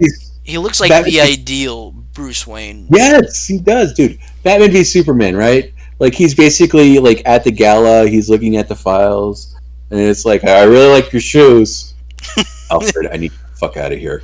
That switch up, boom, boom, like that. It's like, man, why can't we get Ben Affleck to play the Justice League? That guy knows how to do the nuances between dumbass party boy Bruce Wayne, Wayne Batman. Because he can really do the Kevin Conroy kind of switch up. Oh yeah, from Bruce Wayne to Batman, and instantly it was like, so innate, and yeah, he really got the bad bag there. He did, which is really disappointing. Yeah, and I remember like him liking like what he did in Flash, and I don't like the Flash movie at all. I think it's awful. I hate the Flash movie, but I don't hate Ben Affleck in it. When Ben Affleck shows up, I love it. Yeah, like especially when Ben Affleck is like, I'm sorry, Bruce Wayne's like, like chewing out Barry Allen for being a dumbass millennial. I'm like, I'm in. I'm in. If honestly, that being said, it's like we're tailing the Falcones. Bruce, you do this every fucking day. Why do you need the Justice League? Yeah, I don't like that movie, but I really like him in it. Yeah. It's like, couldn't we just get rid of the Flash and do a Batman of the multiverse movie? You guys want that more than the Flash. Obviously. Like, you guys said you want to put Gorilla Grodd in a movie, even though the Flash fighting Gorilla would have sold a bunch of money. It would. Gorillas are awesome, especially if they're super smart.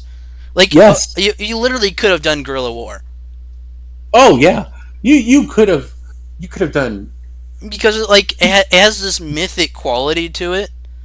You know, the idea that like, oh, there's this secret legend that, you know, of this speed god or whatever.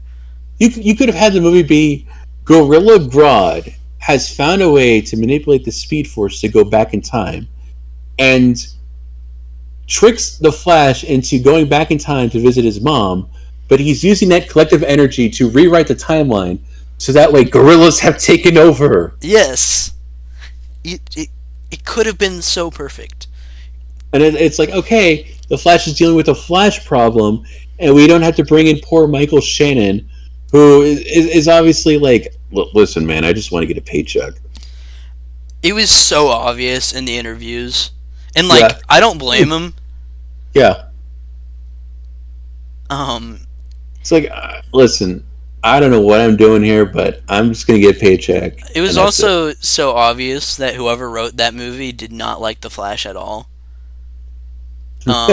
Because, okay, one, we got some, like, Flash characters. Okay, we have his friends who are terrible. Yeah. They suck. No, you know what's funny about those characters? Even though it's Patty Spivot and Albert Desmond, they're pretty much they're the Coffee Bean era Harry Osborn and Gwen Stacy. Yeah, and so like I was like watching the movie, going like, they're awful to Peter. I'm sorry, Barry. Oh, yeah. Oh, it's just Gwen and Harry. And then like Iris is in like 2 scenes. 2 scenes. His mother. 2 scenes. 2 scenes. Yeah. His father. 2 scenes. And remember, those are the Flash characters. Trying to change the timeline to stop a woman from dying is wrong. But changing the timeline to make sure your dad, who's a dude, stays out of prison is A-okay.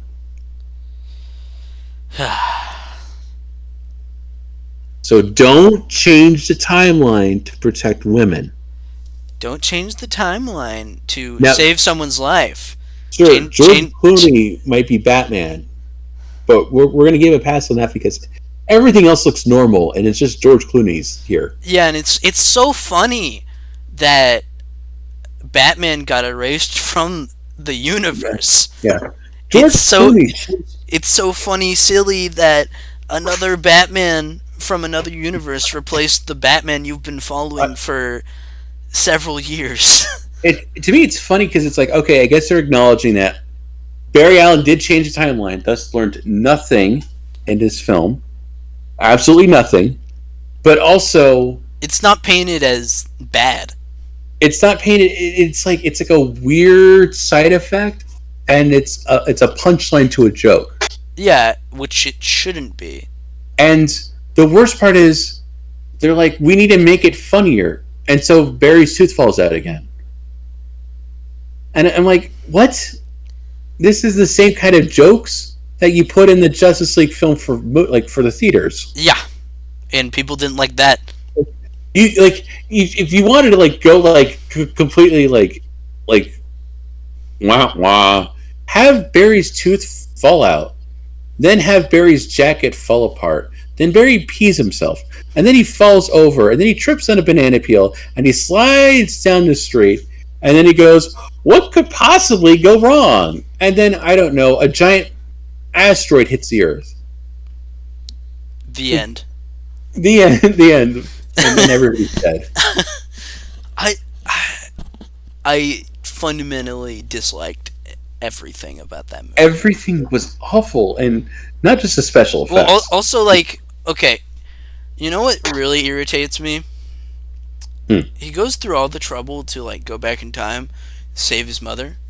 He talks to her for, 5 minutes, walks away. What? Then just completely makes sure that she dies. To me, that's so funny, because it's she's not even, she's, her as a person doesn't matter in the story whatsoever. No. She never did in Flashpoint, period. Exactly. It's the perfect adaptation of Flashpoint. It is, because it's bad. Oh no, this dead crutch. She's alive again. Okay, you go over there now. Yeah, don't you want to go to my birthday? No. You see, don't you care about this dead plot device? I mean, woman. This dead mom. I usually jokingly call it like Kratos is a dead wife. Yeah. The first one, like it's like what's her name? Wife. Kyle Rayner's wife. Kyle Rayner's girlfriend. That's right. That should just be the plot device. Yeah. If Barry was like a grizzled middle-aged detective, he would just have like flashbacks to like his mom when she was on a beach, smiling to the camera, spinning around, all happy, and it's. Oh, like, you mean the opening of John Wick? Yeah. Yeah, yeah. I remember when woman was happy and alive, but now she is neither. She is dead. And yeah, I'm sorry. Not happy. John Wick is another thing I really don't like. I like John Wick, but like it does go into like those tropes a lot where it's like it's just dead wife. You know, I get why people like John Wick. You know, the action's cool. You know, fun action movie, whatever. I just don't connect with it. Yeah. But for like modern Barry Allen, it's like, oh no, dead mom. What's her name again? Nora. Yeah, you need to fight Mr. Freeze. Yeah. That'd be funny. I mean, it would be the Martha scene. Just make, okay, this is what they should have done. It would have made $1 million. You know, you have Ben Affleck Batman. You have Flash. You have Mr. Freeze. Mr. Freeze and Flash, they get therapy over their dead Noras. Right. That's the movie. It would make $1 million. There you go. Crisis on 2 Noras. $1 million.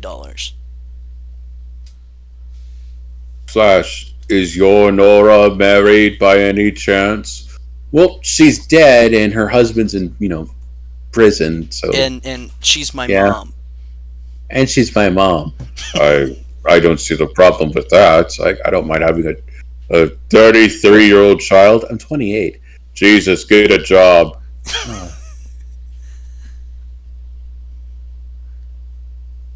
You know, honestly, that's something I could see Harley Quinn show satirizing.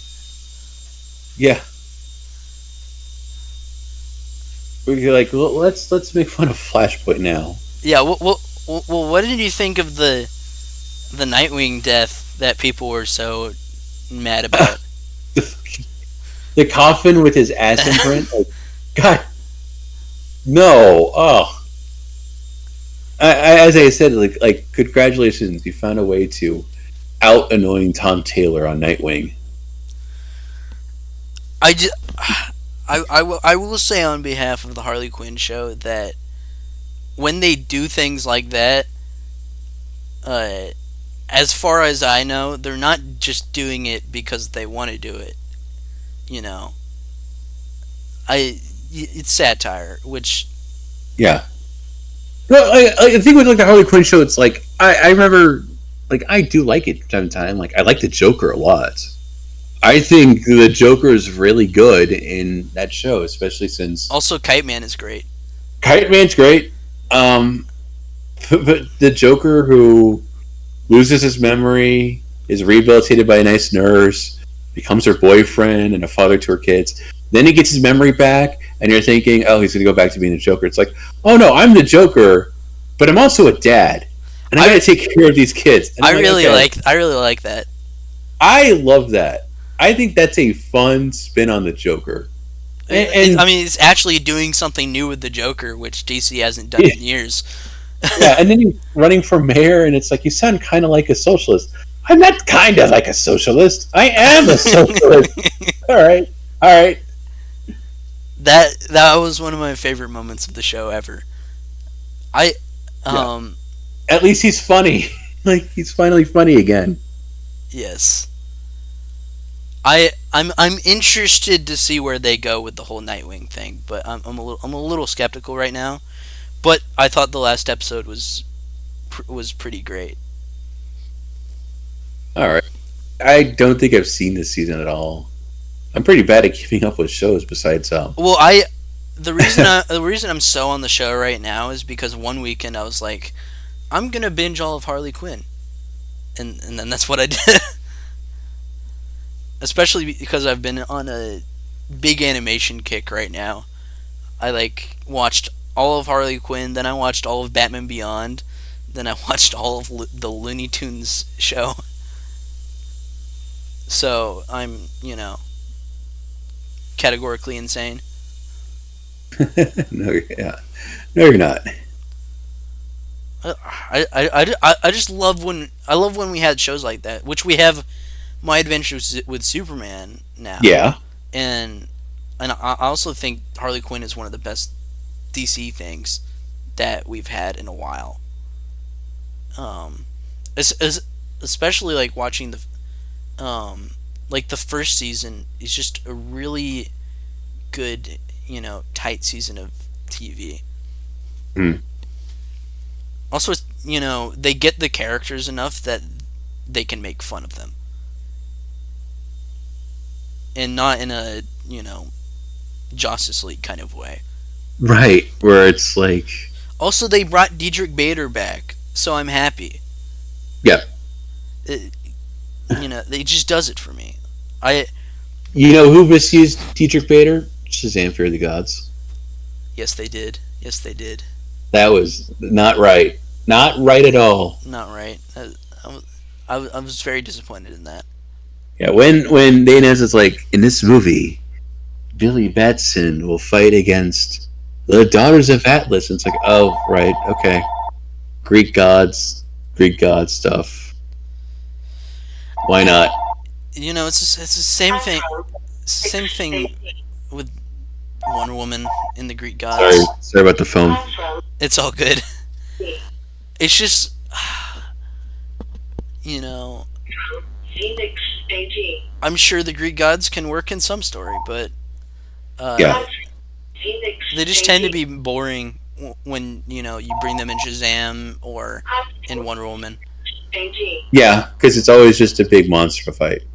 Mm-hmm. Even though they're gods, they're basically just big monsters to fight. Yes. I did like that movie pretty well, but that's just because I think the cast is good, and I like David F. Sandberg's directing. Though I was incredibly disappointed that we didn't get Mr. Mind as the main villain. Yeah. Well, when they introduced the whole gods thing, I thought he was going to play into that. Me too. I was like kind of Homer Simpson, where it's like, the pig's a little wet, but it's still good. It's still good. Like, okay, there are three boring demigods, but like, Mr. Mike could be like manipulating them. That's fine. Yeah. I was hoping. My hopes were dashed. My dreams disappeared in an instant. I'm a really huge Shazam fan, or as I like to call him, Captain Marvel, but it's illegal. Yeah. That is punishable by law. It is. Marvel law. Only if you put it on the cover.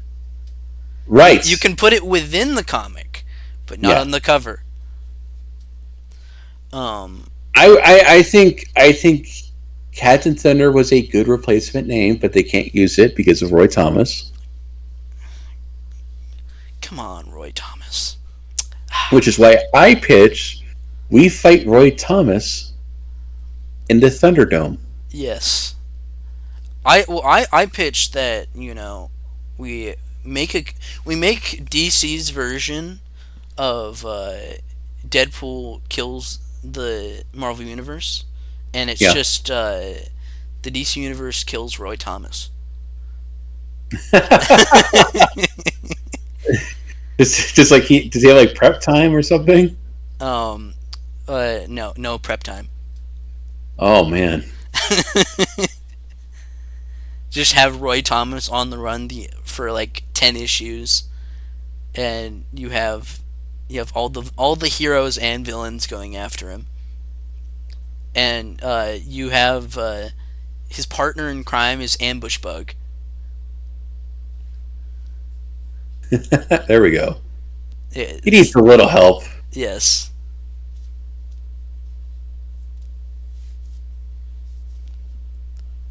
I love comics.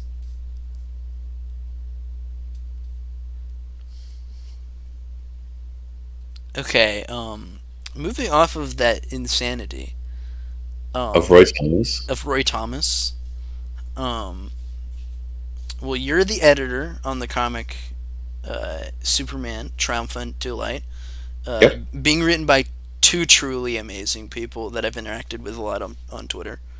Mhm. What is the vision for this comic, and what can you say about it? Uh, I can say the overview is basically this is a the comic that gets into Superman as a kind of Great Depression hero for the downtrodden, and it's also Clark Kent kind of learning the ropes in the big city.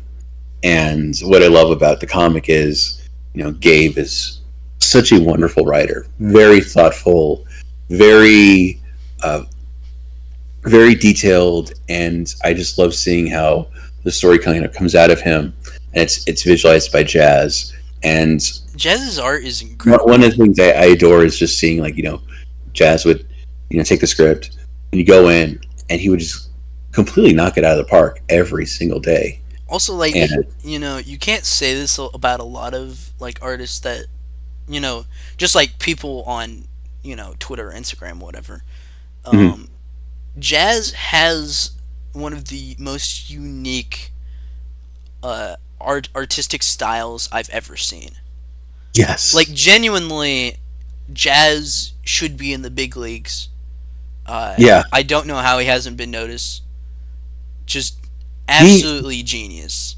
he is such a fantastic designer, like Uh, just concept art. that I mean, Just it's just prodigy level. yeah, like to me it was like when they approached me to be the the editor. I was like really gung ho about this, and for me, like it really kind of like crystallized when Jazz presented the costume for the first time, and you get to really feel it, like just kind of like to see the costume, the fingerless gloves, the belt, the symbol itself, how it evokes the Fleischer, you know, red and black with the yellow outline, but like there's also the yellow outline around the S itself, and It's one of if not the most unique Superman costume I've ever seen. yeah, I was blown away by it, and I'm like, oh, this is like real, Yeah. and so it's been an absolute joy, just kind of looking over everything and uh, pitching when I can. Obviously, I'm just making sure the grammar's neat and the scenes make sense and the characters are consistent. But it's such a privilege to be a part of it, and I love the comic. I love talking to these guys. I'm so I, excited I for it. I'm excited for the next issue to release. It looks great, Of and course it does. Jazz is just amazing. Jazz is amazing, and you guys have to keep telling him that every day.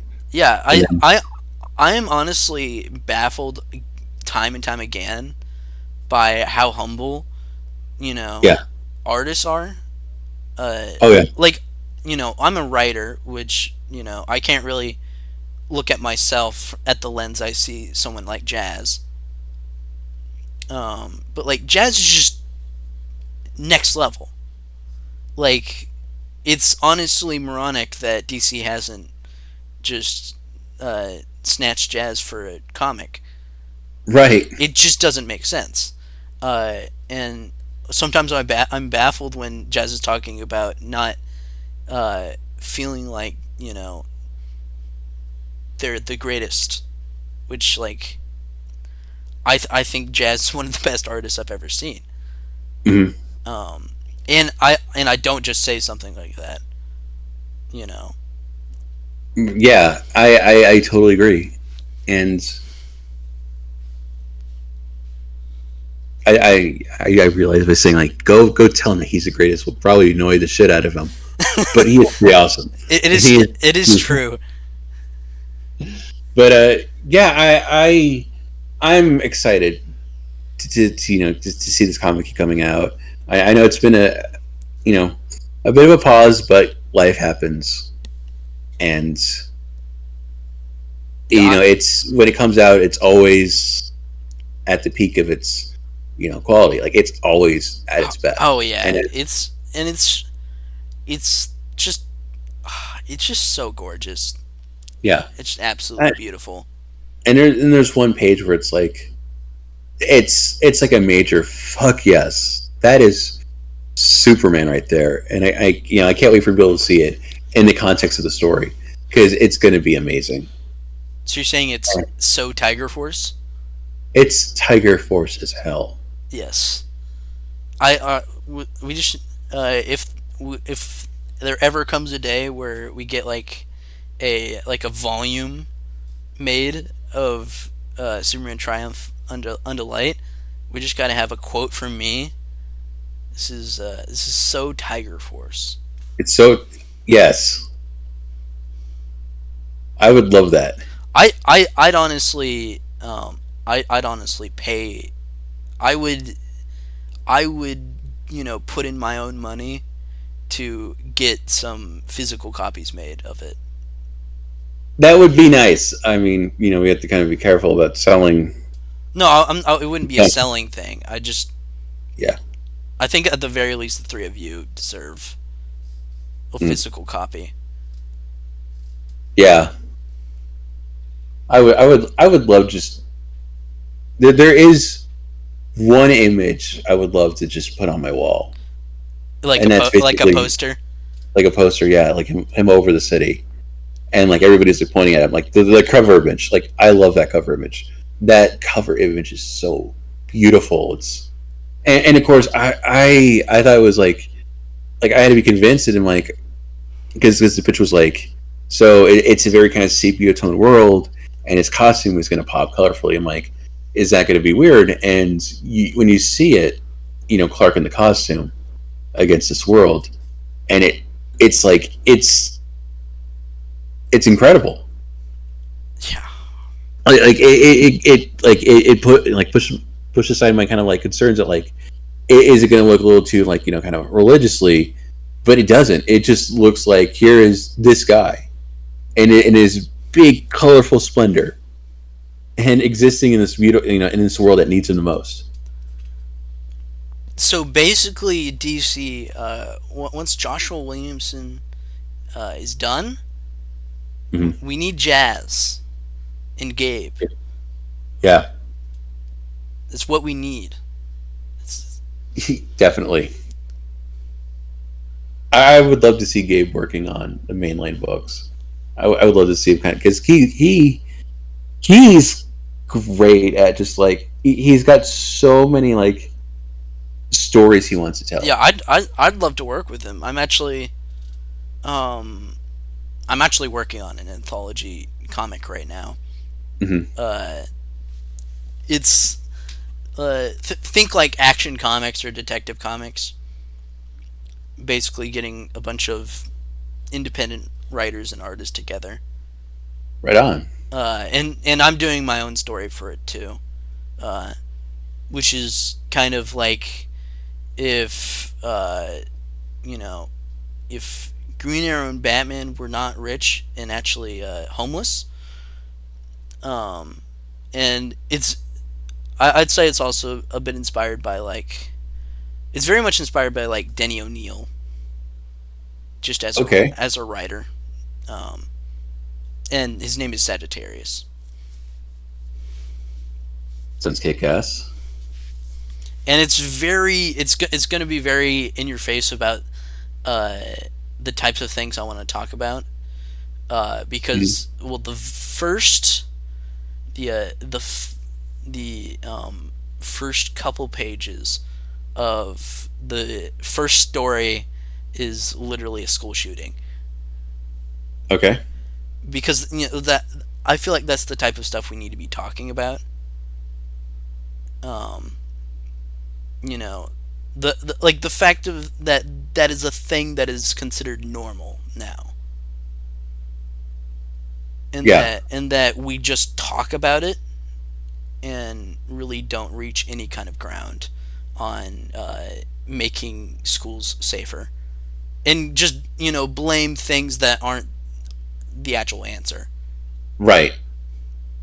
And then like as the story goes on, it's really just confronting the main character with the fact that those without a lot are suffering so much in the city, and he needs to be more than a guy who just beats up criminals, and actually be a part of the community and actually stand with them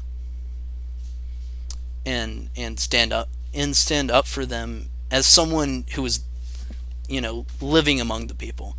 Because I think like, even as relatable as like Spider-Man is, he still has an apartment. He still has money. He still has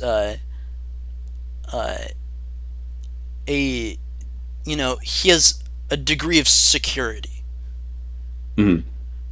But the way I want to do this character is like, he's constantly on the ropes kind of thing. He lives in a junkyard in an abandoned bus, just because a guy he knows lets him stay there. And he's constantly he's a very out there superhero of like what he believes. So like the kind of like how Green Arrow is, when he's written by the right people, is very is very out there about what he believes. Yeah. Like, I just really like that. Yeah, me too. I like a superhero who isn't just like doesn't play both sides. I gotta be as non-confrontational as possible. Like, there's a part of me that kind of wants this comic to, piss off the right people. Right. So yeah, that's something I'm really excited about. That sounds awesome, dude. So you're writing it right now? Yeah, I've written the whole script for the first story, and I have the rest of it plotted out. Yeah. It's all the stuff that everybody kind of talks around in today's world, but never really confronts. Right. And it's stuff that keeps happening, and I feel like comics are the perfect medium to talk about that stuff. Yeah. Like, as I said, it's inspired by Denny O'Neil, who is probably my favorite comics writer. And whether or not he succeeded every time he wrote about stuff, he was always bold enough to write about stuff that was very relevant, and also do it and still make it a great comic book story. Yeah. It's just something I really respected about him, and it's the kind of thing I want to do.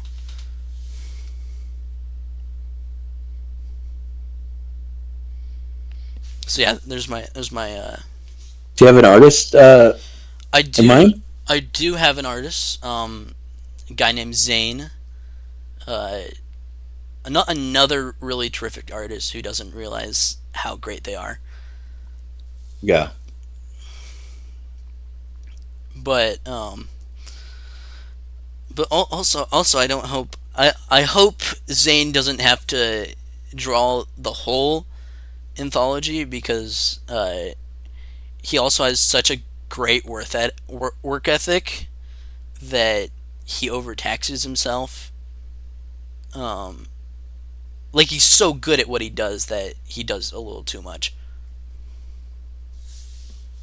Which is why I'm trying to be a bit adamant about getting some more artists on the anthology series. Yeah. I'm always awkward about asking for artists. I'm an awkward person in general, But I'm like, I'm I'd like to work with this person, but they're way too much more talented than I am, so I'm just gonna. That's the way I feel all the time when I'm working with Zane or just anyone. Yeah. Because I never feel like I'm there, you know. Yeah. I You see, like Devlin, right? yeah. Holy crap! Right, like Devlin's really good. Like industry level. Yeah, like complete master of uh, character acting, of blocking, of coloring, of designs. Just And, incredible. and I'm like, I want to work with Devlin, but I'm like, not Devlin's level, and I know that.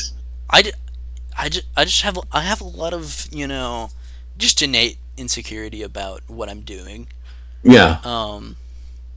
And I want to do a lot of things, like, I of course want to write comics because I've been reading comics for as long as I can remember, and I love this art form. Like I said, I think it's probably the greatest art form ever. But I also wanna write movies. I want to write and direct specifically, but I also have a billion ideas for a billion other things. Oh yeah. Movies, TV shows, comics, books, even a video game. I feel like I'm going insane 90% of the time because I have a billion ideas like popping into my head every day, and I feel like I have no focus whatsoever. Yeah, me too. Like I have no energy. So. What is your method for that? What's your method for that? Because I am going insane. I write things and I throw it in a trash can. So my method sucks, to be honest with you. Yeah, I do YouTube obviously because Yeah. And I've been trying to do that for a while, like since like 2016 or whatever. But my discipline sucks. Yeah. Because I've like no energy. I have like a burst of energy for like 2 days, and then I can't do anything for like 2 weeks. Yeah. It's frustrating. Most of my energy is making sure my dog doesn't get into trouble. So.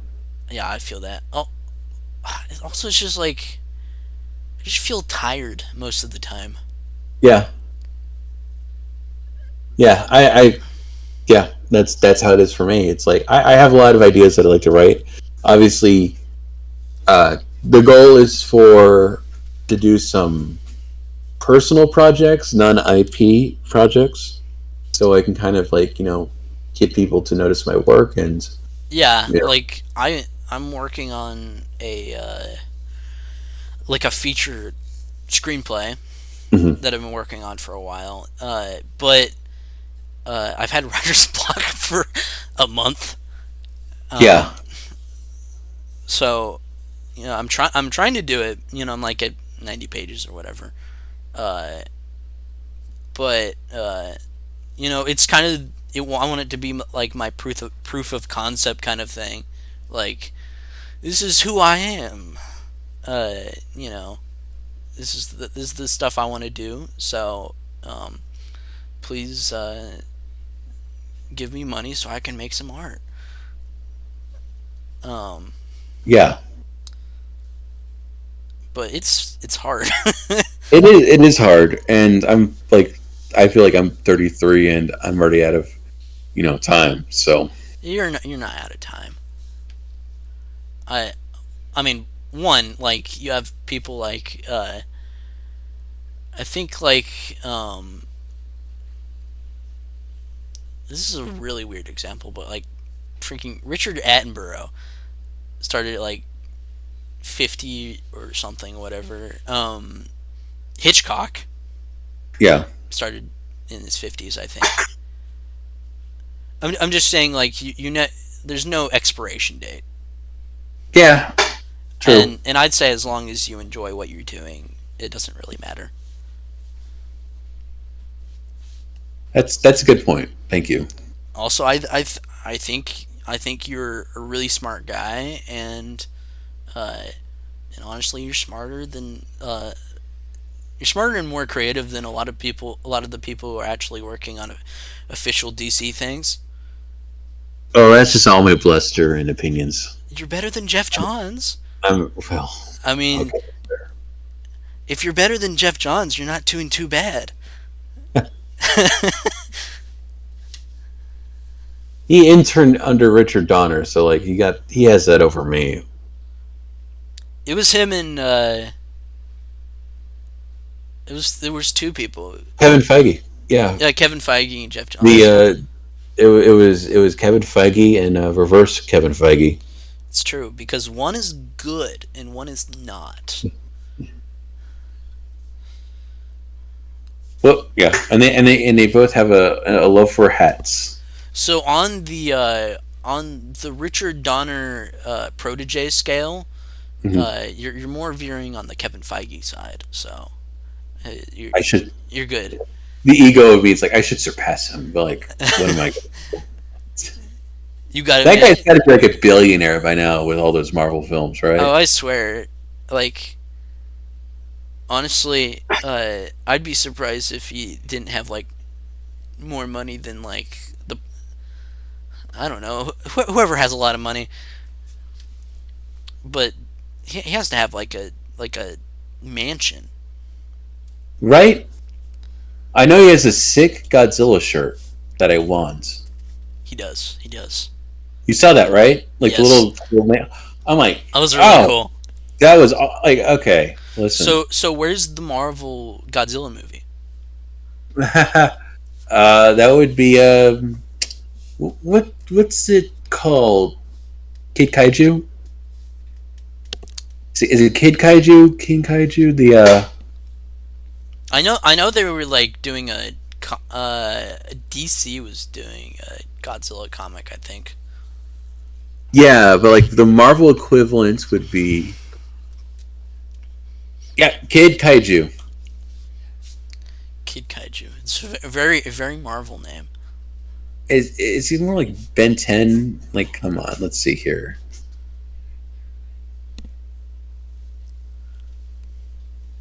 Oh, he gets summon monsters. That's cool.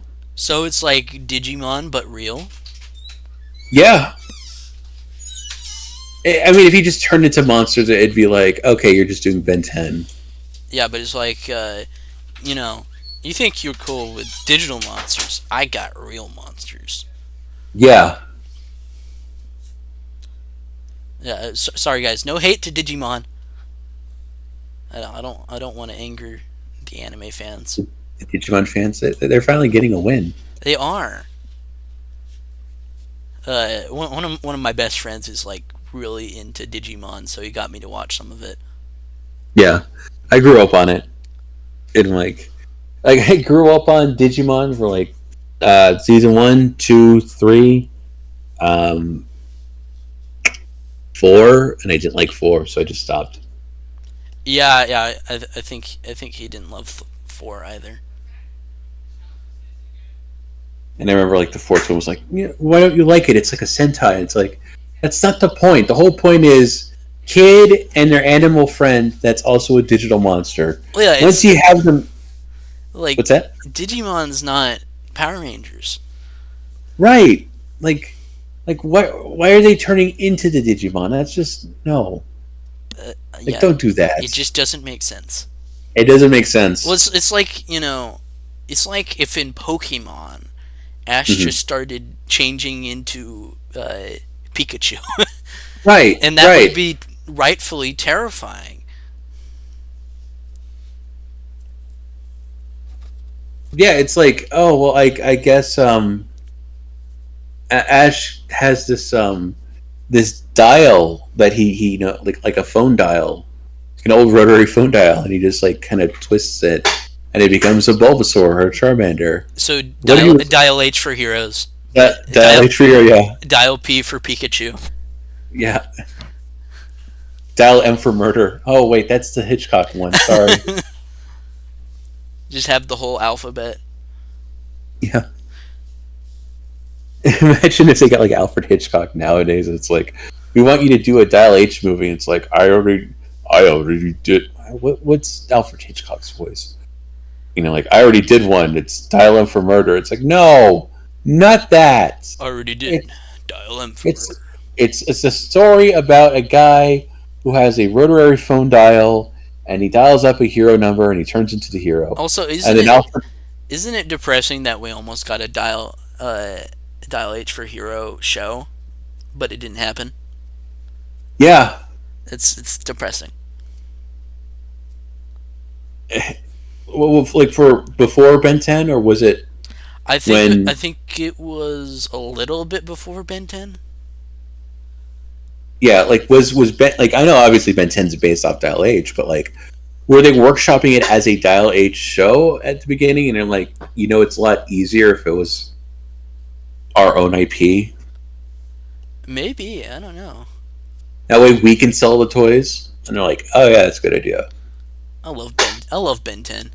Which is honestly, I'm not knocking it.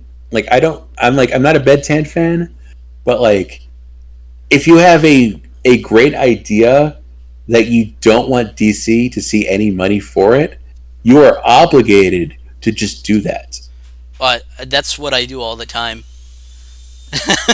Yeah, it's like, it's a kid who turns into different aliens who are also superheroes. Oh, well, in that case, go for it.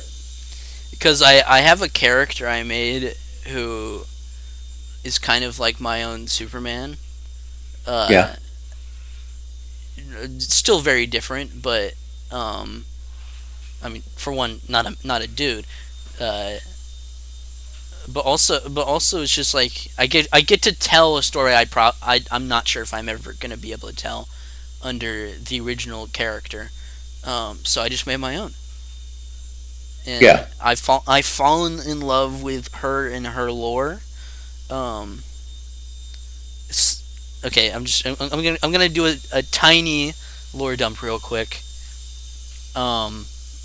Basically, she comes from this other planet. And basically, she's the daughter of like this intergalactic king, whatever. And basically, when you come to a certain age and you're royalty, you have to go to another planet and do some imperialization. Right. Yeah, take over, kill who you have to, kind of stuff. But she's like, don't want to do that. Leaves in a little escape pod, lands on Earth. Stuff ensues, which I think is pretty interesting because, like, obviously you love your parents, but right. if you're part of that kind of thing, all of the conflicting feelings you'd have there, I think, is really just rich for some great drama. Yeah. Also, I like the idea of space politics. There's just something about it that's interesting to me.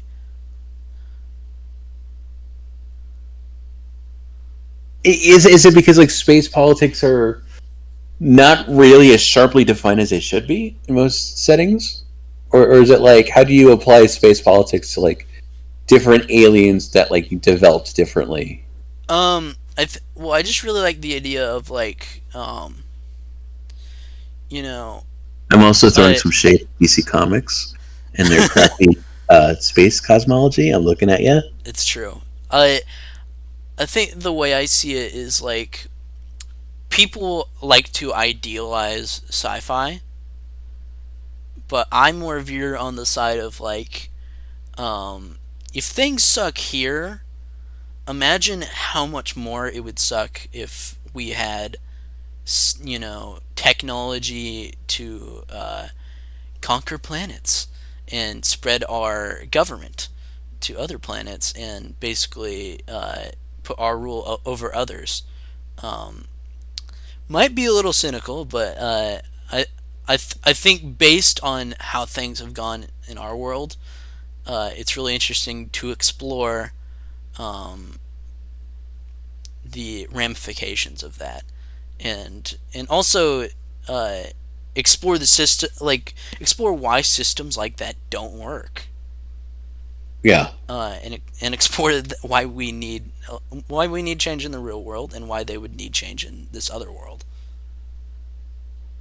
And I also really like the idea of kind of down in the dirt kind of sci-fi, where it doesn't just focus on, you know, this big king and this empire and all of that, but the people down on the regular level, you know, who suffer because of these, you know, oppressive systems. Yeah. That just really fascinates me, and I really want this character to, you know, they come from this terrible empire and this terrible system, and have to reckon with the fact that where she came from was terrible, and that she needs to be better. Mm-hmm. And that's just really interesting to me. Yeah, I like it. Also, her names have never been used before, so I'm good. Really? Yeah. Do you like do like a cursory kind of Google like check, like, okay, this name's not taken, write that down? I'm also kind of surprised because I made her up like in 2012. Yeah. So I was kind of surprised that it wasn't taken. Yeah. I'm happy that it wasn't taken, but I mean, also I couldn't see them taking the costume because I'd say it's pretty unique, and I'm very excited to tell her story in whatever form I can, because I just really love comics, and it's something I've wanted to be a part of for a long time. Yeah, me too, man. Because there's just so much beauty to it, and also the way you tell a story in these little, you know, little episodes of this bigger story is so fascinating to me, because, you know, there's no limitations to it. Yeah, it's and there's just so much you can put into it.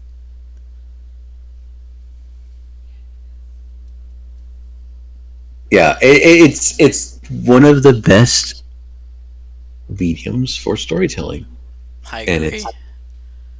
it's such a great kind of stepping stone into not just like, oh look, I'm making movie storyboards for my eventual Green Lantern hyper trilogy, in which the Green Lanterns fight the Yellow Lanterns and the Black Lanterns and the Omega Lantern.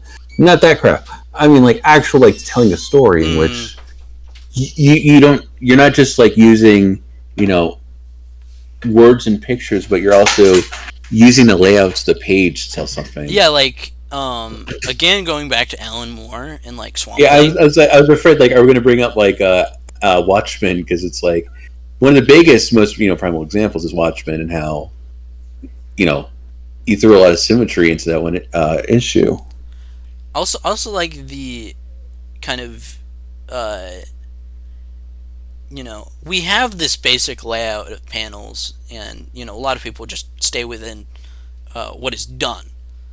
But like going towards like the end of, you know, the Saga of the Swamp Thing run. Yeah. He really keeps like changing it up. Like you remember the issue where like Swamp Thing is just like basically stuck in this spaceship that is like this, you know, machine monster, and most of the comic is just practically like narration. It's like it's robotic in how he uses like most of it is just the art telling the story. Yeah. And it that is one of the most like mind-blowing issues to me. The fact that he, you know, he relied on the art to tell the story, and didn't feel the need to like force feed the information. Yeah. I just really like when people really use the form. Mm-hmm. And it's just like there's so much more to it than just like, oh yeah, Alan Moore did like how many panel grids? Like 3x3? Yeah, just do that. That's smart. Like no, there's a reason why it's like that. There's pacing to it. There's a sense of time. And like comics like that, just like people get so excited over like a 10-episode TV show or something. Yeah. But when I'm reading a comic like that, I just can't put it down. Like it becomes my obsession. Right. I had a similar thing with the Micronauts comic, because I mean all of the character designs and art was so unique. Had some really interesting sci-fi ideas that I hadn't heard before, and I had to hunt down all the issues because there was no volume of it, because it's kind of been forgotten by a lot of people. And I really like the hunt of like hunting down single issues. Yeah. It just a comic makes that it really fun for me. Really floored me recently was the Jake Ellis spy books. Yeah. It was who is Jake Ellis and where's Jake Ellis? I was completely like enthralled. I'm like, holy shit! It's like it's so cool because it starts off. This guy is basically sitting down. He's talking to this really dangerous man, and he's talking, but he's not talking at the guy. He's talking at this unseen presence.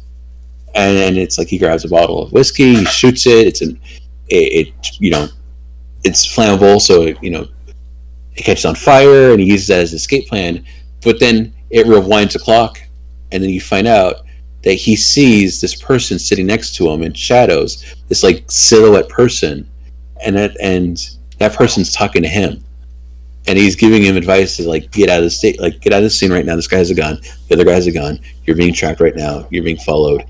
And he's basically a man on the run, being coached and guided by this unseen presence. And he's might have been part of some kind of government lab experiment or whatever. And I was like, "Holy, this is fucking awesome!" I really love when comics like have you on your toes. Yeah. Like that you're enthralled and you're like, the word immersed. Right. Yeah, I was like just it's two trades, sadly, because I would love to keep reading this, but it was such a fun little like story between these two different people who are essentially kind of like sharing it, like they're not sharing the same body, but like he's trying to figure out like who is this guy? Why is he giving me this advice, and why does he sound so familiar? And who are these people after me? And I guess somebody would like make some kind of like it's like the Bourne movies. It's not really, but well, you got. Yeah, I mean, you got to just take the. I mean, all the people who say stuff like that, just like hear a premise and basically say it's this, without even taking the chance of reading it, are not going to have any fun in their life. You really just have to take a leap, and it could be the best thing you've ever read. I mean, sure, there's the chance that it's bad, but it's good to take that chance. And then you read another comic and it's really good, and then it like you read another comic and it's not so good. And then you read that comic, and it's like it just keep moving forward, It's an exploration. Exactly. Like to me, it's like I found my favorite thing to read is crime and spy comics. Like I love reading Brubaker because Brubaker gets me. I think one comic that really enthralled me and just kept me interested was like the original Commandy, The Last Boy on Earth Yeah. run, because like, okay, it's the end of the world, and we're focusing on this, the probably like 20 something or whatever guy with blonde long hair, shirtless whole time, and it's like his grandfather is killed, and we're just nonstop going through this world, Hmm. seeing how bad it is, uh, and I really love how weird it is, uh, and all of the cast that is introduced. Like Doc Canis is one of my favorite comic book characters because, I mean, it's probably not as wild as a concept now, with all the stuff that's been made now, but Yeah. it's just so wild to me because it's like it's this talking dog scientist who is like the smartest person at the end of the world, and he's Yeah. such a fun and engaging character. Yeah. And as we move through this world, again, I mean, we were talking about the idea of space politics earlier, but I think a lot of that, kind of stuff is done really well in Commandy. With how all of these, like the dominant kind of mini empires Yeah. that were built at the end of the world, and Kirby's art is so incredible, and I really like the mystery of it all. Yeah. Like, how did the world get like this? And it's just so fascinating to me. And I just really love 70s comics, and I really like the feel of an old comic. I loved when Jack Kirby went to DC because Jack Kirby was doing some really cool shit. He just went wild. Like, He went wild, like he did the Demon, because they're like, "Hey, can you do a horror book?" And it's like, I don't know, I don't really do horror, but if I had to do a horror book, it'd be something like that. And he just starts writing on napkin, and it's Etrigan the Demon. he absolutely. Etrigan is one of my favorite characters. Etrigan's such a great character. Well, one of my favorite villains is Baron von Evilstein. Yes. Who I honestly was terrified for, Jason Blood reading that comic, because you have pretty much Dr. Mengele meets Dr. Frankenstein, this horrific monster who turns people into monsters, and you're actually scared for, Etrigan, and that never happens. Yeah. Also, like, okay, here's my pitch for James Gunn: make an Etrigan movie, get Guillermo del Toro, Yeah. millions of dollars right there. Perfect movie. Yeah. Give it to me now. I feel like since James Gunn's like, we got gods and monsters, we're going to get Etrigan somewhere. We better. Also, the way Alan Moore writes Etrigan and Swamp Thing, Mm-hmm. only other guy for me that has done Etrigan as good as Jack Kirby. It's just perfect, and also really love the way that Alan Moore injects like DC characters into that series, because none of it feels forced. Because, like, Jeff Johns really likes to inject different characters from the DC universe into his works to make it seem like the most important thing in the history of the world. So we, the Justice League, are idiots compared to the majesty that is who's the main character? Oh, Barry Allen. Barry Allen. And it doesn't work, but Alan Moore just does it perfectly.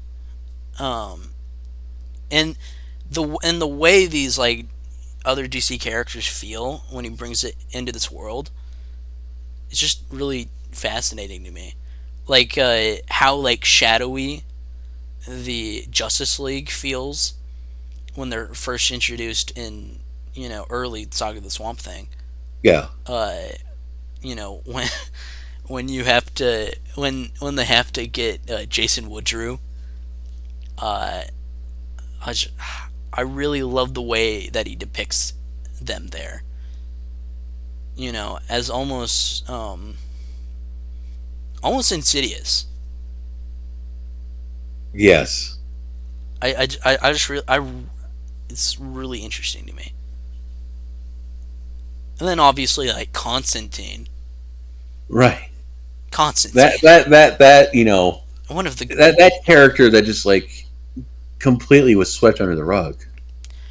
Like whatever happened to John Constantine? Did you ever watch the show? I've seen the first episode and I didn't stick with it, even though the casting was really good and I didn't mind the premise. I suggest you try a couple more episodes.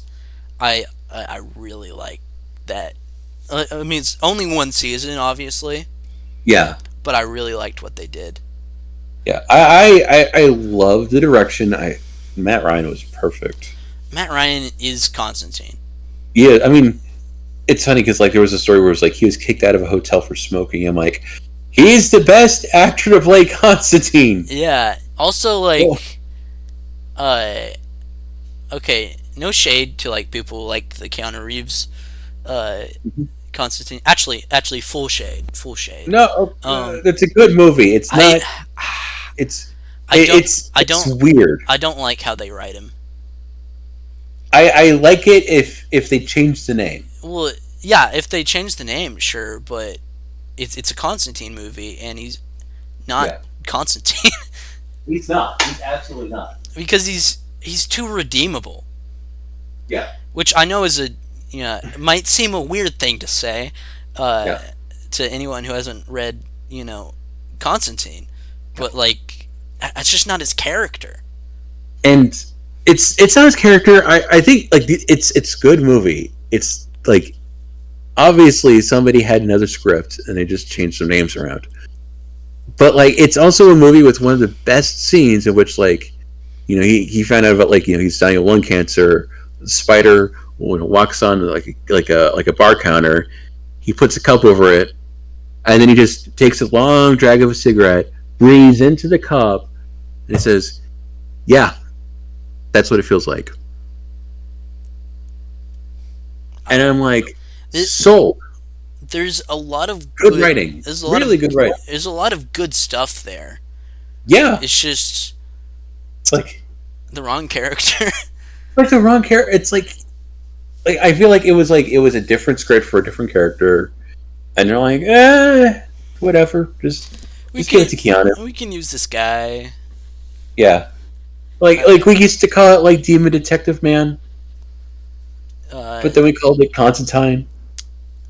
And I think it's funny that like J.J. Abrams took a $500 million what was it, a consultation production fee from WB to make like 4 different movies. Yeah. And they're like, what did we settle on? Constantine 2. Really? It's been 17 years. Weren't they going to do like a Justice League Dark show? It was going to be Justice League Dark, Constantine, Superman. Not the main Superman. I think it was. Wasn't that Flyby? No. Flyby was 2002. No, it was going to be J.J. Abrams' Bad Robot production company was going to make 4 DC movies. It was like a $500 million fucking robbery at this point. Yeah, but it was Constantine, Justice League Dark. It was Superman, but it was the one being developed. But the script was written by the guy who wrote one of the runs of Black Panther. Ta-Nehisi Coates. Yes, him. Yeah, which I was interested in. Yeah, like I wanted. And I don't know what the 4th one was. But wasn't like all of that gone? Yeah, I guess it's all gone and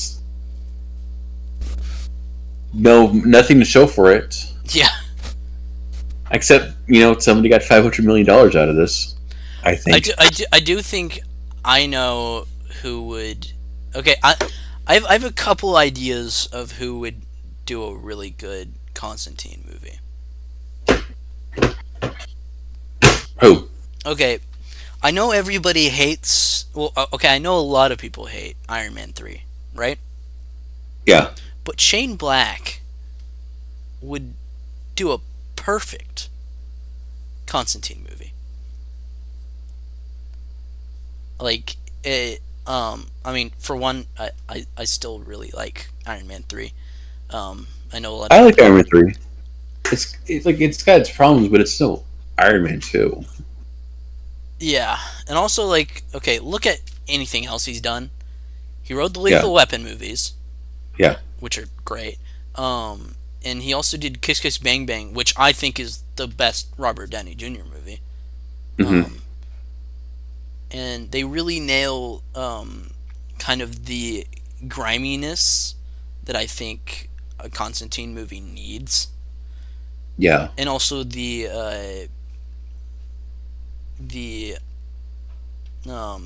ability to have very morally gray characters. He did The Nice Guys. He did do The Nice Guys too, and that's great too. And it's funny because you bring up Kiss Kiss Bang Bang because I always wanted Shane Black to do a Deadpool movie because of Kiss Kiss Bang Bang. I've also said he would kill it at a Batman movie. Oh yeah. It's like you've seen Kiss Kiss Bang Bang, right? Yeah. Isn't that great? Yeah. When the dog eats the guy's thumb, I'm like, this is perfect for Deadpool. Yes. It's so weird. And like everybody hates on Shane Black because of like his stupid Predator movie or whatever. Yeah. Everything else is great. Mm-hmm. He made one bad movie. Yeah. But like, didn't he also like do a lot of shit too? Probably. I'm convinced that I just shouldn't like anybody in the film industry. Like, I think it's always one of those cases where you just have to kind of like be careful. Yeah, I just don't want to get emotionally attached to anyone in the film industry. Yeah. Like, I like that guy. Oh wait, he's terrible. Yeah, I mean, one of my favorite directors was Terry Gilliam. So I mean, I still like a lot of his movies, but it's like, yeah. It's like it's really a difficult situation when like there's someone who is like really creatively brilliant, but is just a garbage person. Yeah. Not just a garbage person, but completely awful to everybody. Yeah. Just awful. And like with Terry Gilliam, it's like, dude, you directed one of my favorite films of all time. Come on. It's just like I know it's such a, simple way of putting things, but I just don't get how people can just not be a good person. Yeah. Ego. Like, it just doesn't make sense to me. I mean, obviously I have a very Clark Kent way of seeing things. And I'm not trying to make myself sound like the best person, but it's just I'm a very optimistic person, though I know the world is terrible, but I guess I just see things pretty simply, in that you should be good. You should be good to other people, and that you shouldn't treat people differently because of what they look like, or who they want to date, or what have you. Yeah, just baffles me how terrible people can be. Yeah.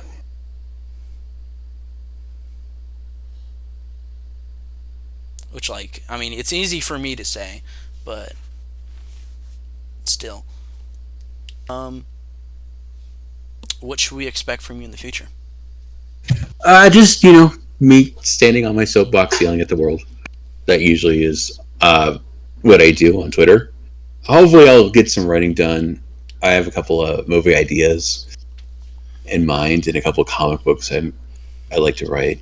Yeah, if you ever want to talk about something you're really passionate about, something you're working on, let me know, because I really like to share with the world really talented people and what they're working on. Thank you.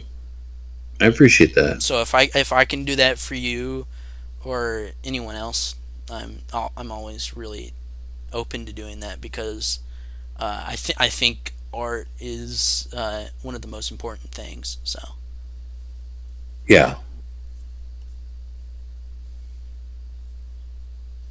definitely. So yeah, that'll be it for this episode. Everybody have a wonderful night, and be good to yourselves and be good to each other.